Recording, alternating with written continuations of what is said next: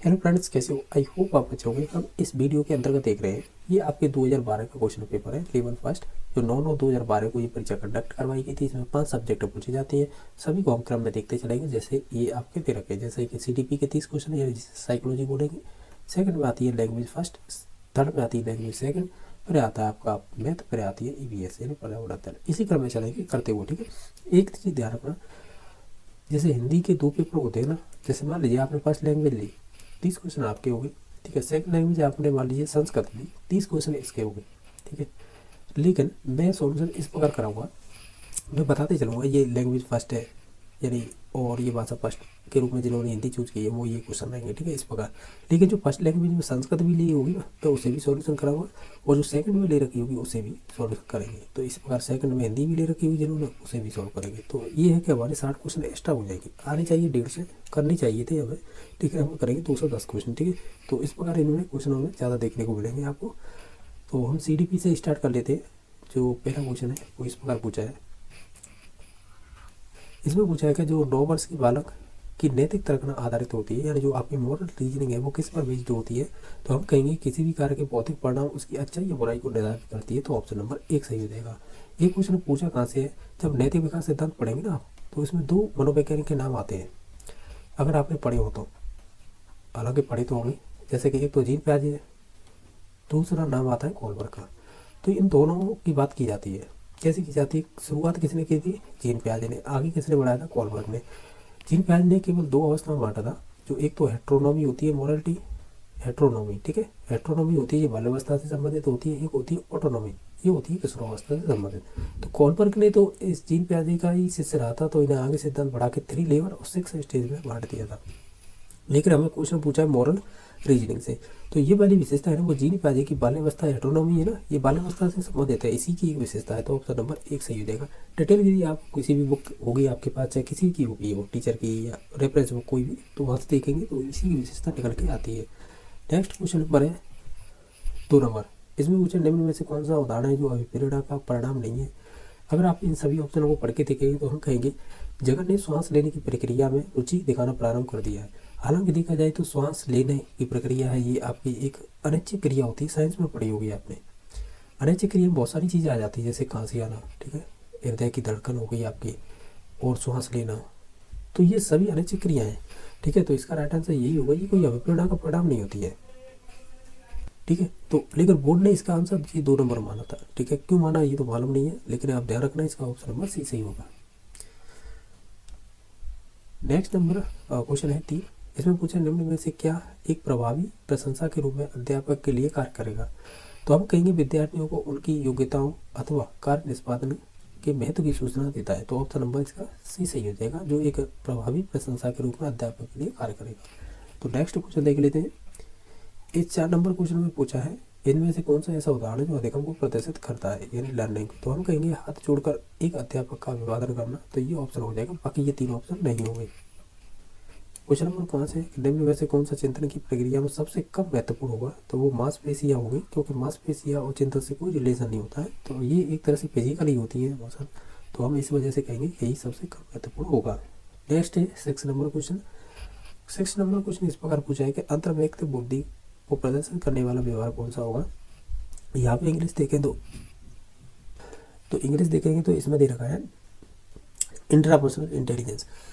तो जब आप हार्वर्ड गार्डन पढ़ेंगे ना, हार्वर्ड गार्डन का बहुबुद्धि सिद्धांत, तो वहाँ पे एक चीज़ पढ़ेंगे, क्या पढ़ेंगे, इनमें उन्होंने बुद्धि के आयाम बोलिएगा, फ्रेम बोलिए, वो 9 प्रकार बताए। उनमें से एक आता है, एक क्या दो, दोनों ये अलग अलग हैं। एक तो इंट्रा शब्द मिलेगा आपको देखने को, या इंट्रा इंटेलिजेंस बोलेंगे, और दूसरी है इंटर, ठीक है, या इंटर इंटेलिजेंस, ठीक है, या इंट्रा इंटेलिजेंस। तो आप एक चीज़ ध्यान रखना, क्या रखना, कि इंट्रा वहाँ पे समझाया गया है कि इंट्रा का मतलब होता है स्वयं से संबंधित, ठीक है, और इंटर का मतलब है कि हम दूसरों की मनोदशा या भावों को समझें, तो वहाँ पर ये विशेषताएं मिलती हैं। कुछ इसी प्रकार का ये क्वेश्चन है, ठीक है। तो इसका राइट आंसर हो जाएगा, हम कहेंगे कि मिलते जुलते संवेगों यथा उदासी या पछतावा होना चाहिए, ठीक है, उदासी एवं पछतावा में भेद कर पाना, ठीक है। तो ऑप्शन नंबर 3 सही हो जाएगा, या सी नंबर, ठीक है।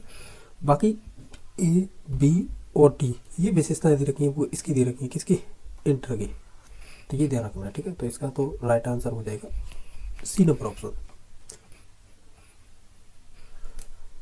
क्वेश्चन नंबर है आपका नेक्स्ट है, जो 7 नंबर है, वो इस प्रकार पूछा है, निम्न में से कौन सी एक व्यू रचना है जो अभिप्रेरित लैंगिक अंतरों को मद्देनजर रखते हुए लैंगिक समता की भावना के विपरीत है। तो हम ये कहेंगे कि इसकी हो जाएगी, सभी ऑप्शनों को पढ़ लीजिएगा, जैसे कि सी नंबर ऑप्शन इसका राइट आंसर हो जाएगा कि लड़कों को समस्याओं के समाधान और विश्व पर नियंत्रण रखने के लिए उनकी योग्यता पर उनको आत्मविश्वास विकसित करने के लिए सहयोग प्रदान करना। तो यही राइट आंसर हो जाएगा ऑप्शन नंबर सी। नेक्स्ट है कि एक अध्यापक किसी भी कह सकते हैं समूह में समुदाय आधारित व्यक्तिगत विभिन्नताओं को समझ सकता है, किस आधार पर? तो हम कहेंगे भाषा और अभिव्यक्ति के आधार पर। तो ऑप्शन नंबर सी सही हो जाएगा।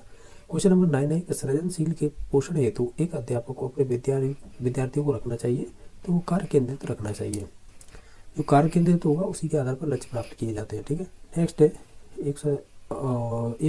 10 नंबर क्वेश्चन है कि कौन सी विशेषता सामाजिक रूप से वंचित वर्ग के विद्यार्थियों की नहीं है इनमें से? अगर आप सभी ऑप्शनों को ध्यान से देखेंगे तो हम यही कहेंगे, क्या कहेंगे कि नियमित स्वास्थ्य संबंधी देखभाल नहीं मिलती है। तो ये वाला कथन है वो गलत हो जाएगा, वंचित वर्ग के जो भी विद्यार्थी हैं उनसे संबंधित है।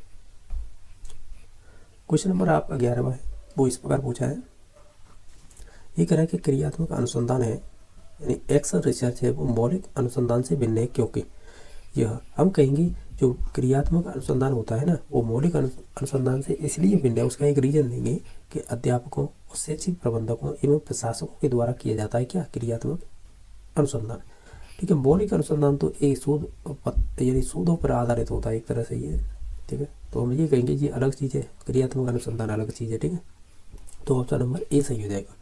क्वेश्चन नंबर 12वां भी इसी से पूछा है कि क्रियात्मक अनुसंधान में क्या होता है? तो हम कहेंगे क्रियात्मक उपकल्पनाओं का निर्माण समस्याओं के कारणों पर आधारित होता है, ठीक है। तो ऑप्शन नंबर 1 सही हो जाएगा।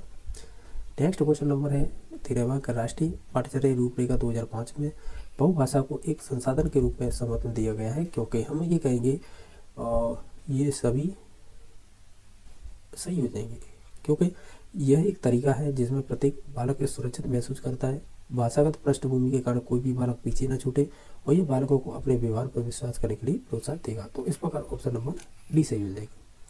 क्वेश्चन नंबर 14वां है कि निम्न में से कौन सा तरीका विज्ञान विषय को समझने के लिए उच्च प्राथमिक स्तर पर उपयुक्त नहीं है? हम ये कहेंगे अगर हम अपर प्राइमरी की बात कर रहे हैं ना उच्च प्राथमिक, तो ये वाला नहीं होगा, अमूर्तता के द्वारा विषय को सीखना, ठीक है। ये वाला है वो आपकी बड़ी कक्षाओं के लिए होता है, ना कि ये प्राइमरी अपर प्राइमरी पर होता है। तो इसका कहते हैं कहेंगे राइट आंसर हो जाएगा डी नंबर ऑप्शन। बाकी ये कथन सही थे ए बी से। नेक्स्ट क्वेश्चन नंबर 15वां है, निम्न में से कौन सा कथन है जो बहुग्रेड शिक्षण प्रणाली के साथ सहमति नहीं रखता है? अगर देखें तो मल्टीग्रेड टीचिंग है उससे संबंधित पूछा है, ठीक है। तो जिस कथन से आप सहमत नहीं है वो चूज करना है, सहमति नहीं रखता है, ठीक है। तो हम कहेंगे कि विद्यार्थियों का आयु एवं योग्यता के आधार पर समान होना ये जरूरी नहीं है, ठीक है। तो ऑप्शन नंबर इसका डी सही हो जाएगा। बाकी ये ए बी और सी ये सही थे। क्वेश्चन नंबर नेक्स्ट है, संज्ञानात्मक विकास में वंशक्रम निर्धारित करता है किस चीज़ को? तो हम कहेंगे जो भी कॉग्निटिव डेवलपमेंट होता है वो आपके मस्तिष्क जैसी शारीरिक संरचना के मूलभूत स्वभाव को भी प्रभावित करता है एक तरह से या निर्धारित करता है। तो ऑप्शन नंबर 1 सही हो जाएगा, बाकी सभी ऑप्शन नहीं होंगे। क्वेश्चन नंबर नेक्स्ट है, निम्न में से कौन सा कथन सही नहीं है? अगर आप सभी ऑप्शनों को पढ़ेंगे तो हम जाएंगे ऑप्शन नंबर किस पे, सभी ऑप्शनों को आप पढ़ लीजिएगा। तो हम ऑप्शन नंबर सी पे जाएंगे, यानी प्रारंभिक जीवन की नकारात्मक घटनाओं के प्रभाव से कोई भी अध्यापक बचाव नहीं कर सकता। ये वाला कथन है ये आपके कह सकते हैं जो अनुभव प्रदान करने के महत्व को संबंधित नहीं होगा। तो ऑप्शन नंबर सी सही हो जाएगा। यही तो पूछा था कि इनमें से कौन सा कथन सही नहीं है, तो वो सी नंबर ऑप्शन हो जाएगा।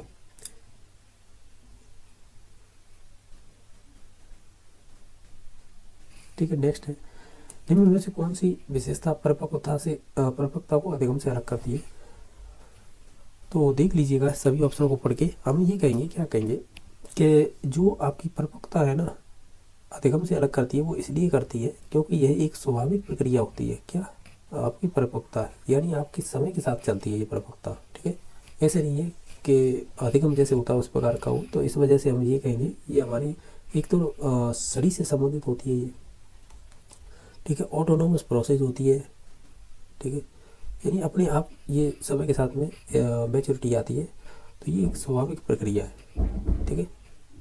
तो यही राइट आंसर हो जाएगा। बाकी अभ्यास पर निर्भर करती है तो ये नहीं होगा, प्रेरणा पर निर्भर करती है ये भी नहीं होगा, जीवन पर्यंत चलने वाली प्रक्रिया ये भी नहीं होगा, ठीक है। यानी मैच्योरिटी है एक समय की बात है, रुक जाती है, ठीक है। तो ये जीवन पर्यंत तो अधिगम हो सकता है, लेकिन ना कि आपकी मैच्योरिटी। तो इस प्रकार इसका ऑप्शन नंबर 1 सही हो जाएगा। नेक्स्ट है कि निम्न में से कौन सा कथन है वो विकास के संबंध में सही नहीं है। ठीक कह रहा है कि 3 नंबर, विकास के विभिन्न क्षेत्र में संभाव्य खतरे नहीं होते जबकि खतरे होते हैं। इस प्रकार का ये कथन गलत हो जाएगा। बाकी ये और ऑप्शन थे वो सही थे, ठीक है। नेक्स्ट देख लेते हैं। क्वेश्चन नंबर आपका 20वां है, वो इस प्रकार पूछा है। ये कह रहा है कि दल या गैंग का सदस्य होने से सामाजिकरण उत्तर बाल्यावस्था में बेहतर होता है। निम्न में से कौन सा ऐसा कथन है जो इसके विचार के विपरीत है। आप सभी ऑप्शनों को पढ़ेंगे तो हम ये कहेंगे छोटी छोटी बातों पर झगड़ा करते हुए अपने गैंग के सदस्यों से लड़ाई मोल ले लेते हैं या मोल ले लेता है, तो ये वाला कथन है वो गलत हो जाएगा। बाकी सभी सही थे। जैसे वयस्कों पर निर्भर न होकर सीखता है, ये बात सही है। जिम्मेदारियों को निभाना सीखता है, ये भी बात सही है। अपने समूह के प्रति वफादार होना सीखता है, तो ये उत्तर बाल्यावस्था की विशेषता है। ये तीनों जो नहीं होगी इसके विपरीत होगी, वो ऑप्शन नंबर डी सही हो जाएगी। क्वेश्चन नंबर 21वां है, वो इस प्रकार पूछा है कि योगात्मक मूल्यांकन के बारे में पूछा है। इसका उद्देश्य क्या होता है। तो हम ये कहेंगे समय विशेष या विभिन्न कार्यों पर एक विद्यार्थी ने कितना अच्छा निष्पादित किया है उसका पता लगाना होता है। हालांकि इसे योगात्मक मूल्यांकन का मुख्य उद्देश्य पूछा है, उन्हें इसकी ये विशेषता होती है जो आपकी एनुअल एग्जाम होती है और जो आपकी हाफ ईयरली एग्जाम होती है, तो उनसे संबंधित होता है योगात्मक मूल्यांकन, वर्ष के अंत में होने वाला। लेकिन इसका मुख्य उद्देश्य पूछा था एक तरह से, तो ये होगा समय विशेष पर एवं विभिन्न जो भी कार्य होंगे उन्हें विद्यार्थी ने कितना अच्छा निष्पादित किया है, यानी उसकी परफॉर्मेंस कैसी है उसका पता लगाया जाता है। तो ऑप्शन नंबर ए सही हो जाएगा, ठीक है। वो ये की बात है, निष्पादित होना एक तरह से यही है कि जो भी आपके एग्जाम हुई है उनमें कैसी परफॉर्मेंस रही है आपकी, तो वो योगात्मक मूल्यांकन के अंतर्गत ही आ जाता है। क्वेश्चन नंबर नेक्स्ट है कि राजू खरगोश से डरता है, ठीक है। शुरू में खरगोश राजू को काफ़ी दूर रखा गया। आने वाले दिनों में हर रोज खरगोश और राजू के बीच में दूरियां कम कर दी गई। अंत में राजू की गोद में खरगोश को रखा गया और राजू खरगोश से खेलने लगा। ये प्रयोग उदाहरण है किसका। तो हम ये कहेंगे आपके शास्त्रीय अनुबंध सिद्धांत से संबंधित हो जाएगा, जो आपके पावला ने दिया था, ये उन्हीं से संबंधित है। यानी कहीं ना कहीं आपके जो आपका एसआर थ्योरी है ना, इसके मध्य में संबंध बनाया जाता है, तो वो संबंध ही बनाया गया था इसके साथ में। जैसे पहले खरगोश से डरता था, फिर उसे पास लागेगा तो उसकी फिर नज़दीकियाँ कम कर दी गई, जिससे कि उसे फिर डर लगना कम हो गया था। तो इस प्रकार ये शास्त्रीय अनुबंध सिद्धांत से संबंधित है। बाकी प्रयत्न बोल तो ये तो आपके थॉर्नडाइक से संबंधित हो जाएगा। बाकी क्रिया प्रसून ऑपरेंट कंडीशन थ्योरी है, ये आपके स्किनर से संबंधित हो जाएगी, ठीक है। तो ऑप्शन नंबर इसका बी सही था। नेक्स्ट क्वेश्चन नंबर है 23वां, वो इस प्रकार पूछा है। ये कह रहा है कि बहुमुखी विद्यार्थियों अंतर्मुखी विद्यार्थियों किस विशेषता के आधार पर भिन्न होती है, यानी एक्जोवर्ट और एंडोवर्ट, या आप जैसे कह सकते हैं ये बहिर्मुखी वाले हैं या अंतर्मुखी वाले हैं, तो किस प्रकार ये विशेषता के आधार पर भिन्न होते हैं बहिर्मुखी वाले। तो हम ये कहेंगे, क्या कहेंगे, जो आपकी इन विशेषताओं के आधार पर हमें बताना है ना, तो हम ये कहेंगे मन ही मन परेशान होने की अभिच्छा अपनी भावनाओं को अभिव्यक्त करते हैं। कौन से, जो एक्जोवर्ट वाले होते हैं, यानी बहिर्मुखी वाले होते हैं ना, उनकी बात हो रही है, ठीक है। इसी प्रकार पूछा था कि बहिर्मुखी वाले हैं वो अंतर्मुखी से किस प्रकार भिन्न होते हैं, तो वो 2 नंबर ऑप्शन के आधार पर भिन्न होते हैं। क्वेश्चन नंबर 24 है कि निम्न में से कौन सा कथन बुद्धि के बारे में सत्य नहीं है, जो गलत है वो चूज करना है। अगर आप इन सभी ऑप्शनों को देखेंगे तो हम ये कहेंगे, जैसे कि देख लेते हैं, यह एक व्यक्ति की मानसिक क्षमता है, यह सामंजस्य अनुकूलन स्थापित करने में सहायक होती है, ये बात तो सही है। यह व्यवहार की गुणवत्ता से आगे जाती है, ये भी बात सही है। यह स्थायी एवं अपरिवर्तनशील विशेषता होती है। अगर आप ध्यान दें तो देखो ये तो सही था कि यह एक व्यक्ति की मानसिक क्षमता है, ठीक है। तो जो ऑप्शन नंबर 4 है ना, ये वाला गलत हो जाएगा, क्योंकि ये परमानेंट नहीं है, समझ रहे हो। और ये कह रहा अपरिवर्तनशील है, तो हम ये कहेंगे ये परमानेंट ना होकर ये चेंजेबल होती है, समय समय पर बदलती रहती है। तो इस वजह से हम ऑप्शन नंबर डी पे जाएंगे, ये स्थायी नहीं होती है, ऐसे बोल सकते हैं। क्वेश्चन नंबर नेक्स्ट है जो 25 नंबर, इसमें पूछा एक संतुलित व्यक्तित्व वह है जिसमें, तो हम ये कहेंगे, क्या कहेंगे, अगर हालांकि देखा जाए, देखो ये कह रहा है कि संतुलित व्यक्तित्व वह है जिसमें, जब हम सिग्मंड फ्राइड पढ़ेंगे ना, तो उसमें संरचना के आधार पर व्यक्ति 3 प्रकार की संरचनाएं बताई थी। तो वो थी जैसे कि आपकी इड हो गई, ईगो हो गई और सुपर ईगो हो गई। ठीक है, तो ये सुपर ईगो होती है ना और आपकी इड, इन दोनों के मध्य में संतुलन स्थापित करती है ईगो, यही वास्तविकता कहलाती है। ठीक है, और बाकी ये तो जैव की और आपकी पार्श्विक होती है ये तो। ठीक है, यानी पार्श्विक कह सकते हैं या जैव की इच्छाओं से संबंधित होती है, तो ऐसे बोल सकते हैं। बाकी ये आपके सामाजिक नियंत्रण का, ऐसे बोल सकते हैं सामाजिक नियंत्रण प्रतिनिधित्व रखता है ये। ठीक है, एक सेकंड, ये कहाँ पे पहुंच गए हम। ठीक है, और ये वास्तविकता से संबंधित, इन दोनों के मध्य में संतुलन बिठाता है ये वाला योग। तो हम ये कहेंगे, क्या कहेंगे कि इड एवं परम के बीच संतुलन स्थापित करता है। दूसरा इड, ये तो गलत हो जाएगा। ठीक है, क्योंकि इन दोनों से ज़्यादा संबंध नहीं होता है। अहम और परहम में ये भी नहीं होगा। मजबूत अहम को बनाया जाता है, ये तो ये कहीं ना कहीं सही है, और ये भी सही है क्योंकि इड और सुपर ईगो के बीच में संतुलन स्थापित करता है। तो ऑप्शन नंबर 1 क्या है, balance establish id and superego. हम ऑप्शन नंबर 1 पे जाएंगे। हालांकि ये भी सही है कि मजबूत अहम को बनाया जाता है, जिसकी वजह से ये संतुलन स्थापित हो जाता है इन दोनों के मध्य में, इसके द्वारा। ठीक है,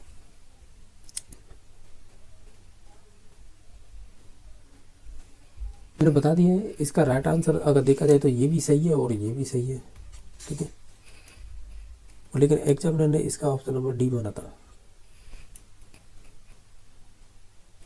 अब नेक्स्ट क्वेश्चन देख लेते हैं कि मानसिक रूप से पिछड़े बालकों के लिए निम्न में से कौन सी व्यूह रचना कार्य करेगी। अगर आप इन सभी ऑप्शनों को ध्यान से देखेंगे तो हम ये कहेंगे कार्यों को मूर्त रूप से समझाना ये सबसे बेस्ट रहेगा। ठीक है, यानी पिछड़े बालकों के लिए निम्न में से कौन सी व्यूह रचना कार्य करेगी, तो 1 नंबर ऑप्शन कार्य करेगी। नेक्स्ट है कि नृत्य, ड्रामा एवं शिल्पकला का प्रयोग किया जाता है, तो वो किन के लिए किया जाता है, ये क्वेश्चन पूछा है। तो हम ये कहेंगे ये चाहे विशिष्ट गुणों के विकास हेतु हो, चाहे व्यक्तित्व को डालने के लिए हो, या दबी या बर्दाश्त न की जा सकने वाली जो भी अंतर्नोद के प्रकटीकरण हेतु किया जाता है, तो ऑप्शन नंबर डी सही हो जाएगा। क्वेश्चन नंबर नेक्स्ट है वर्तनी, वाचन एवं गणना में कठिनाई, सामान्य बुद्धि या कह सकते हैं एवं अच्छी अनुकूलनात्मक योग्यता विशेषता है, ये किसकी है। ये यानी आपकी वर्तनी और वाचन करना, इन सभी में कठिनाई है। तो इस प्रकार की जो विशेषता है ये आपकी अधिगम निर्योग बालकों की हो जाएगी, यानी जिनमें लर्निंग डिसेबिलिटी वाले चाइल्ड होते हैं उनसे संबंधित है। ऑप्शन नंबर डी सही हो जाएगा। क्वेश्चन नंबर 29 है वो इस प्रकार है, ये कह फ एवं व म एवं न अक्षरों की ध्वनियों में अंतर न कर पाना अधिगम की कौन सी समस्या हो जाएगी। ये समस्या हो जाएगी आपके प्रत्यक्षीकरण से, यानी परसेप्शन से हो जाएगी। ठीक है, तो ऑप्शन नंबर इसका सही हो जाएगा। क्वेश्चन नंबर आपका नेक्स्ट है, इसमें पूछा है कि निःशुल्क एवं अनिवार्य बाल शिक्षा का अधिकार 2009, यानी जिसे RT एक्ट 2009 बोलते हैं, कि अंतर्गत किसी भी अध्यापक को निम्न में से किस कार्य के लिए नहीं लगाया जा सकता है। तो हम कहेंगे जो पल्स पोलियो कार्यक्रम है उनके लिए नहीं लगाया जा सकता, तो ऑप्शन नंबर इसका डी सही हो जाएगा। चूज करते हैं जो हिंदी के रूप में, तो ये उन्हीं से संबंधित क्वेश्चन है। और देखते हैं इसमें जो 30 क्वेश्चन रहेंगे, जिनमें से आपके कह सकते हैं 15 क्वेश्चन ग्रामर से रहेंगे और 15 क्वेश्चन रहेंगे आपके टीचिंग मेथड से। इस प्रकार ये 30 क्वेश्चन होंगे, जिनमें से पहले आपको एक पैसेज दे रखा है जिसे गद्यांश बोल सकते हैं, जो 31 से लेकर 37 तक क्वेश्चन इसी गद्यांश के आधार पर आपको नीचे पूछे जाएंगे। ठीक है, तो आप एक बार इसे रीड कर लें और इसके बाद जो भी क्वेश्चन होंगे इसी से संबंधित होंगे। जैसे 31 नंबर क्वेश्चन पूछा था, प्रमुखापेक्षिता का अर्थ क्या है। अगर देखें तो इसका होता है दूसरों से आशा रखना। ठीक है, तो ऑप्शन नंबर ए सही हो जाएगा। जो प्रमुखापेक्षिता है ये शब्द है, ये बना है पर प्लस मुख प्लस अपेक्षा, और अपेक्षा में कौन सा प्रत्यय जुड़ा है, इसमें जुड़ा है इत। इस प्रकार ही बना है प्रमुखापेक्षिता। ठीक है, तो इसका अर्थ हो गया था दूसरों से आशा करना, क्योंकि ये शब्द है ये आपके गद्यांश में दिया हुआ है, इस वजह से पूछा है। ठीक है, यानी गद्यांश से आधारित ही क्वेश्चन होते हैं जी। बाकी 32 नंबर क्वेश्चन है, इस प्रकार पूछा है कौन सा शब्द है जो स्त्रीलिंग नहीं है, जैसे सेवा, भाषा, प्रयोग, हिंदी। जैसे बात की जाए तो ये तो स्त्रीलिंग होता है, ठीक है, और आपकी भाषा भी कह सकते हैं स्त्रीलिंग हो जाएगी, हिंदी भी स्त्रीलिंग हो जाएगी, ठीक है। प्रयोग है ना, ये आपका स्त्रीलिंग नहीं होगा, तो इसका right answer C number option हो जाएगा, ठीक है। हमें यही पूछा ना कौन सा शब्द स्त्रीलिंग नहीं है, तो वो हो जाएगा सी नंबर ऑप्शन है, यानी प्रयोग है वो स्त्रीलिंग नहीं होगा, ठीक है। नेक्स्ट क्वेश्चन देख लेते हैं। नेक्स्ट क्वेश्चन नंबर है जो 33 नंबर है, वो इस प्रकार पूछा है, ये कह रहा है कि इस वाक्यांश में प्रयुक्त अर्थ शब्द का अर्थ नहीं है, यानी आपको एक तरह से ये अर्थ शब्द है ना, इसका कौन सा इसमें से अर्थ नहीं होगा वो चूज करना है। जैसे आशय होता है, यानी अर्थ का मतलब आशय होता है, और अर्थ का ये मतलब होता है, और अर्थ का मतलब भी अभिप्राय होता है एक तरह से। इसका ऐसे कह सकते हैं, ऐसे कहाँ कहाँ पे यूज करते हैं, सिमिलर वर्ड बोल सकते हैं ऐसे कि अर्थ का मतलब आशय भी होता है, मतलब भी होता है, अभिप्राय भी होता है, लेकिन धन नहीं होता है, ठीक है। तो ऑप्शन नंबर इसका सी सही हो जाएगा। नेक्स्ट क्वेश्चन नंबर 34 है, कौन शब्द एक वचन है, तो इनमें से देखें, देखो विचारों प्लूरल है यानी बहुवचन है, भाषाओं ये भी प्लूरल है यानी बहुवचन है, मनुष्य ये भी बहुवचन है, लेकिन अच्छे है ना ये आपका एक वचन हो जाएगा, तो ऑप्शन नंबर सी सही हो जाएगा। नेक्स्ट क्वेश्चन नंबर देख लेते हैं, ये कह रहा है कीमत का बहुवचन क्या होगा। अगर इन सभी ऑप्शनों में देखें, देखो इसमें से हो जाएगा बी नंबर सही, यानी कीमतों, ये वाला होगा ना कि ये वाला, ठीक है, और ये होंगे नहीं क्योंकि ये सभी गलत दे रखे हैं, तो ऑप्शन नंबर 2 सही हो जाएगा। नेक्स्ट देख लेते हैं, ये कह रहा है कि माध्यम का बहुवचन क्या होगा, तो इनमें से देखें सभी ऑप्शनों को, तो 3 नंबर सही दिखाई माध्यमों, ये वाला सही हो जाएगा बहुवचन इसका, ठीक है। नेक्स्ट देख लेते हैं, ये कह रहा है अच्छे निधि का अर्थ क्या होता है। अच्छे निधि का अर्थ होता है, वैसे देखा जाए कभी खत्म न होने वाली संपत्ति ऐसे बोल सकते हैं, और ये आपके पैसेज में दे रखा था, ध्यान दिया हो तो, ठीक है। अब आपको नेक्स्ट पैसेज पैसे दिया गया है, यानी कि आपको गद्यांश जो 38 से लेकर 44 तक क्वेश्चन होंगे वो इसी पैसेज से आधारित होंगे, या इसी पर डिपेंड होंगे, क्वेश्चन सभी इसी से पूछे जाएंगे, ठीक है। तो जिनमें से पहला क्वेश्चन है 38 नंबर, ये पूछा है, क्या पूछा है इसमें कि निम्न में से तत्सम शब्द है, यानी तत्सम मतलब एक तरह से संस्कृत के ही शब्द होते हैं ये सब, क्योंकि संस्कृत से ही हिंदी में आए डायरेक्टली। तो देखो हम इनमें से देखें तो शून्य एक तो दिखाई दे रहा है, ठीक है, यही राइट आंसर हो जाएगा हमारा, ठीक है, यानी शून्य है वो एक तत्सम शब्द है। बाकी ऑप्शनों की बात की जाए, जैसे जमीन, ये तो कह सकते हैं फारसी शब्द है, ठीक है, और मजबूत है ये आपका एक तरह से अरबी शब्द हो जाएगा, ठीक है, और जो खुद दे रखा है तो खुद किससे संबंधित हो जाएगा, और ये भी आपका फारसी शब्द हो जाएगा खुद भी, ठीक है। तो यानी हमें ऑप्शन के आधार पर जाए कि हमें तत्सम शब्द पूछा था, वो तो राइट आंसर हो गया शून्य, लेकिन अन्य शब्द दे रखे थे, जमीन ये तो फारसी हो जाएगा, खुद भी फारसी हो जाएगा, मजबूत है ये अरबी हो जाएगा। इस प्रकार इसका right answer B number option हो गया था। नेक्स्ट है 39 नंबर क्वेश्चन, निम्न में से विदेशी शब्द कौन सा है। अगर आप देखें तो इनमें से हो जाएगा एक तो तालाब, ये भी आपका विदेशी शब्द है, और एक खुद, तो हम ये कहेंगे इसमें सी और डी दोनों ऑप्शन राइट आंसर हो जाएंगे, ठीक है। और बाकी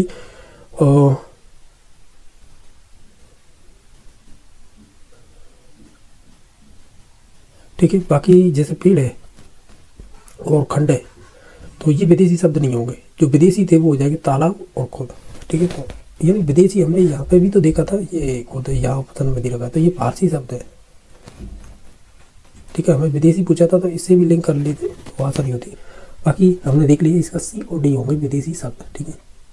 नेक्स्ट है जमीन का पर्यायवाची नहीं है इसमें, अब वो चूज करना है, तो इसमें से ऑप्शन नंबर सी सही हो जाएगा। बेटअप, बेटअप मीन से होता है एक तरह से वृक्ष बोल सकते हैं या पेड़ बोल सकते हैं, और भी इसके कह सकते हैं पर्यायवाची शब्द हो जाएंगे, जैसे कि बात करें हम, जैसे तरु बोल देते हैं, यानी हमने वृक्ष बोल दिया, पेड़ बोल दिया, पादप भी कह देते हैं सही, ठीक है, और तरु, और क्या कह सकते हैं वृक्ष को, पर्णी बोल देते हैं, हालांकि पर्ण है ये शब्द है पत्ती के लिए यूज होता है, लेकिन पर्णी भी आपका कह सकते हैं पादप का एक पर्यायवाची हो जाएगा।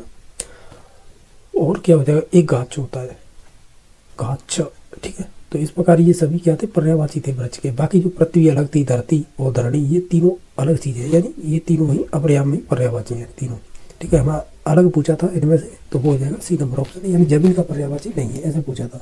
और बाकी जैसे पृथ्वी, धरती और धरणी, ये जमीन के हो जाएंगे, ऐसे बोल सकते हैं। ठीक है, बाकी नेक्स्ट देख लेते हैं, जीवित का विलोम क्या होगा, तो इसका हो जाएगा मृत्यु। और बात करें जैसे अजीवन, तो ये तो होता ही नहीं सब अजीवित, हाँ वो ये अजीवित का मतलब एक तरह से निर्जीव है ये। ठीक है, तो इसका पर्यायवाची हो जाएगा सजीव। ठीक है, और बाकी एक अस्थिर दे रखा है, अस्थिर का पर्यायवाची क्या होगा, स्थिर हो जाएगा। ठीक है, तो हमने देख लिया है, जीवित का पूछा था तो मृत्यु हो गया था। और बाकी जैसे अजीवित है, अजीवित मतलब निर्जीव, तो निर्जीव का हो जाएगा सजीव, और अस्थिर का हो जाएगा स्थिर। तो इस प्रकार हमने राइट आंसर देख लिया था, 4 नंबर ऑप्शन हो जाएगा। क्वेश्चन नंबर नेक्स्ट है, कौन से शब्द में प्रत्यय नहीं है। अगर देखें प्रत्यय पीछे रखते हैं शब्द के, ठीक है, तो इनमें से देख लीजिएगा। जैसे हम बात करें और जैसे लोगों में तो ओ है, इसमें भी ओ है, इसमें भी ओ है, लेकिन इसमें नहीं है।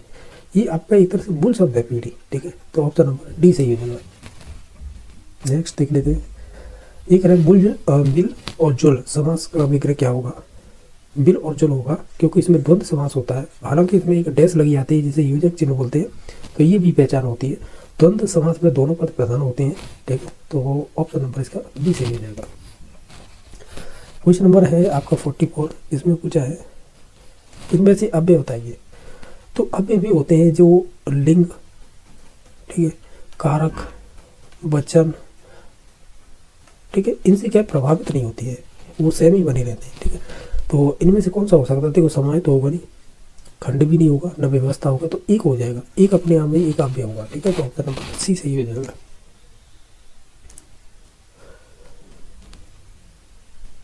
नेक्स्ट देख लेते हैं क्वेश्चन। अब ये यहाँ से आगे टीचिंग मेथड से संबंधित क्वेश्चन होंगे स्टार्ट, क्योंकि अब तक थे वो सभी क्वेश्चन थे वो आपके ग्रामर से ही संबंधित थे। तो नेक्स्ट क्वेश्चन है, श्रुत लेख से किस कौशल का अधिक विकास होगा।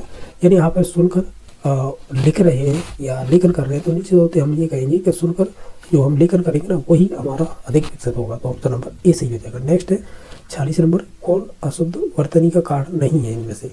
तो देखो, लेखन की असावधानी अगर करेंगे तो निश्चित तौर से ये आपका अशुद्ध वर्तनी होगा, या अशुद्ध उच्चारण करेंगे तो भी होगा। व्याकरण का अगर कम ज्ञान है तो भी करेंगे, लेकिन जलवायु से कोई मतलब नहीं है। ठीक है, हमारा यानी अशुद्ध वर्तनी का कारण नहीं है, तो हम कहेंगे जलवायु, इसका राइट आंसर हो जाएगा। बाकी 3 दे रखे थे ए सी डी, ये दे रखे थे आपके अशुद्ध वर्तनी के कारण।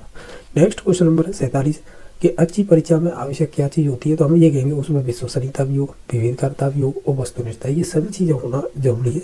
या तो अच्छी परीक्षा के लिए आवश्यक बोल सकते हैं, या उत्तम परीक्षण के लिए।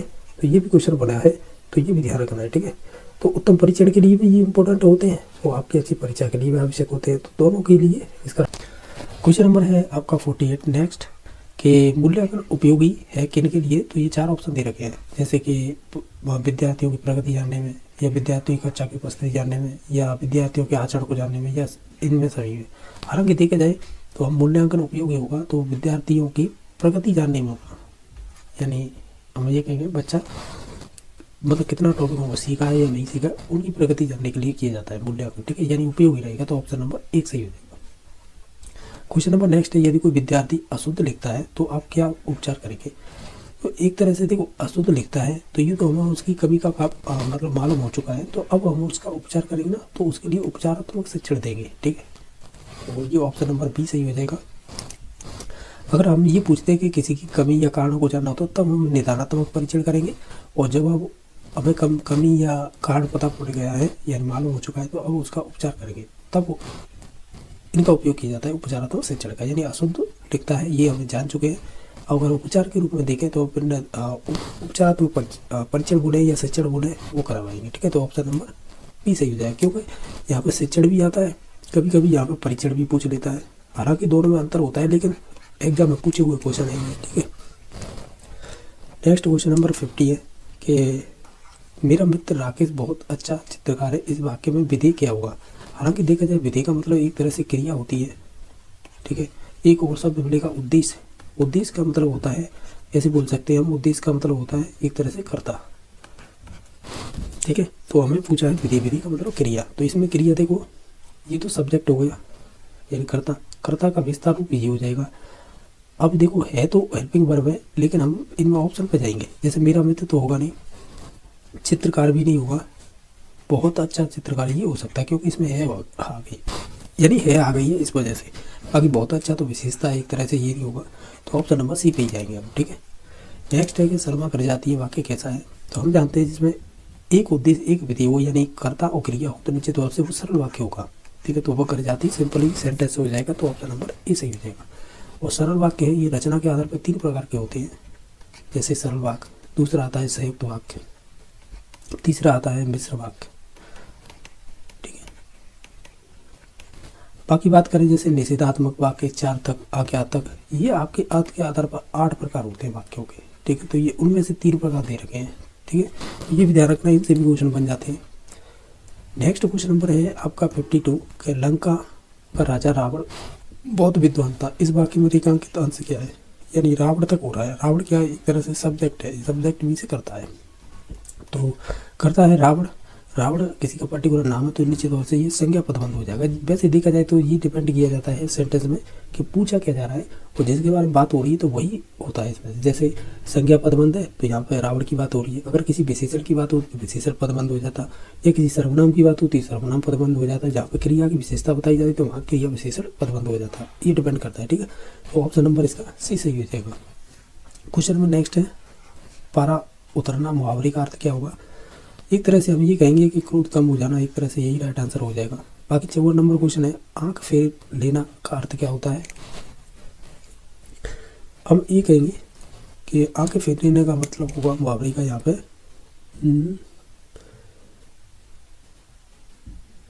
ऐसे बोल सकते हैं कि उदासीन हो जाना एक तरह से, ठीक है। ऑप्शन नंबर सी सही हो जाएगा। नेक्स्ट है कि कोयले की दलाली में हाथकारी का अर्थ क्या होता है। तो हम ये कहेंगे कोयले की दलाली में हाथकारी का अर्थ होगा और कि खराब काम का परिणाम भी खराब ही होता है, तो ऑप्शन नंबर डी सही हो जाएगा। नेक्स्ट क्वेश्चन नंबर 56 है कि भाषा है, तो हम कहेंगे ये कि आपकी अर्जित संपत्ति होती है, क्योंकि हम दूसरों की कह सकते हैं, हम ये कह सकते हैं अर्जित संपत्ति होती है, ठीक है। तो ऑप्शन नंबर ए की सही हो जाएगा। बाकी ईश्वर प्रदत्त तो होती नहीं है, उत्तराधिकारी में प्राप्ति संपत्ति ये भी नहीं होगी, ना सहजता योग्यता होगी, तो ऑप्शन नंबर पर आप 1 पे जाएंगे, ये अर्जित संपत्ति होती है। बाकी हम ऐसे भी बोल सकते हैं जो हमारी भाषा होती है ना, यानी ये बहुत साधन होता है जिसके द्वारा हम विचारों को या तो हम व्यक्त कर सकते हैं या दूसरों के विचारों को हम अर्जित कर सकते हैं, ठीक है। और बाकी ये देखा जाए भाषा के 3 प्रकार माने जाते हैं। अगर हम हिंदी की बात करें, हालांकि ऐसे पूछा तो नहीं जाता, फिर भी जैसे मौखिक हो गया, ठीक है, और दूसरा हो गया लिखित, तीसरा हो गया सांकेतिक। ये वाला क्वेश्चन तो बन जाता है सांकेतिक भाषा वाला, ठीक है। तो ये ध्यान रखना, संकेतों के द्वारा हम समझते हैं, जैसे कि रेड लाइन आ जाती है, जैसे सड़कों पर जो भी चलते हैं, तो जो भी इंडिकेटर होते हैं रेड वाले, यानी जो ऐसे क्या बोल सकते हैं, जो सड़कों पर लगे रहते हैं, तो उन्हें साधन रुक जाते हैं, और ग्रीन हो जाए तो चलने लग जाते हैं। तो इस प्रकार की जो सांकेतिक भाषा होती है, या कहीं पर बोर्ड पर कुछ लिखा हो, जैसे दाईं ओर ये चीज़ है, बाईं ओर ये चीज़ है, तो वो भी सांकेतिक भाषा में ही आएगी, ठीक है। तो ऑप्शन नंबर इसका ए हो गया था। नेक्स्ट है 57 नंबर क्वेश्चन, भाषा शिक्षण में बहुमुखी प्रयास का अभिप्राय क्या होगा। तो हम ये कहेंगे बहुमुखी का मतलब होगा कि सभी विषयों के शिक्षण में भाषा पर बल देना, ये सही होगा, ठीक है। आगमन विधि का प्रयोग होगा नहीं, तकनीक का प्रयोग भी नहीं होगा, अनेकों अध्यापकों द्वारा भाषा शिक्षण ये भी नहीं होगा, तो ऑप्शन नंबर सी सही होगा। सभी विषयों के शिक्षण में भाषा पर बल देना, एक तरह से यही होगा बहुमुखी प्रयास, ठीक है, भाषा शिक्षण का। तो ऑप्शन नंबर सी सही होगा।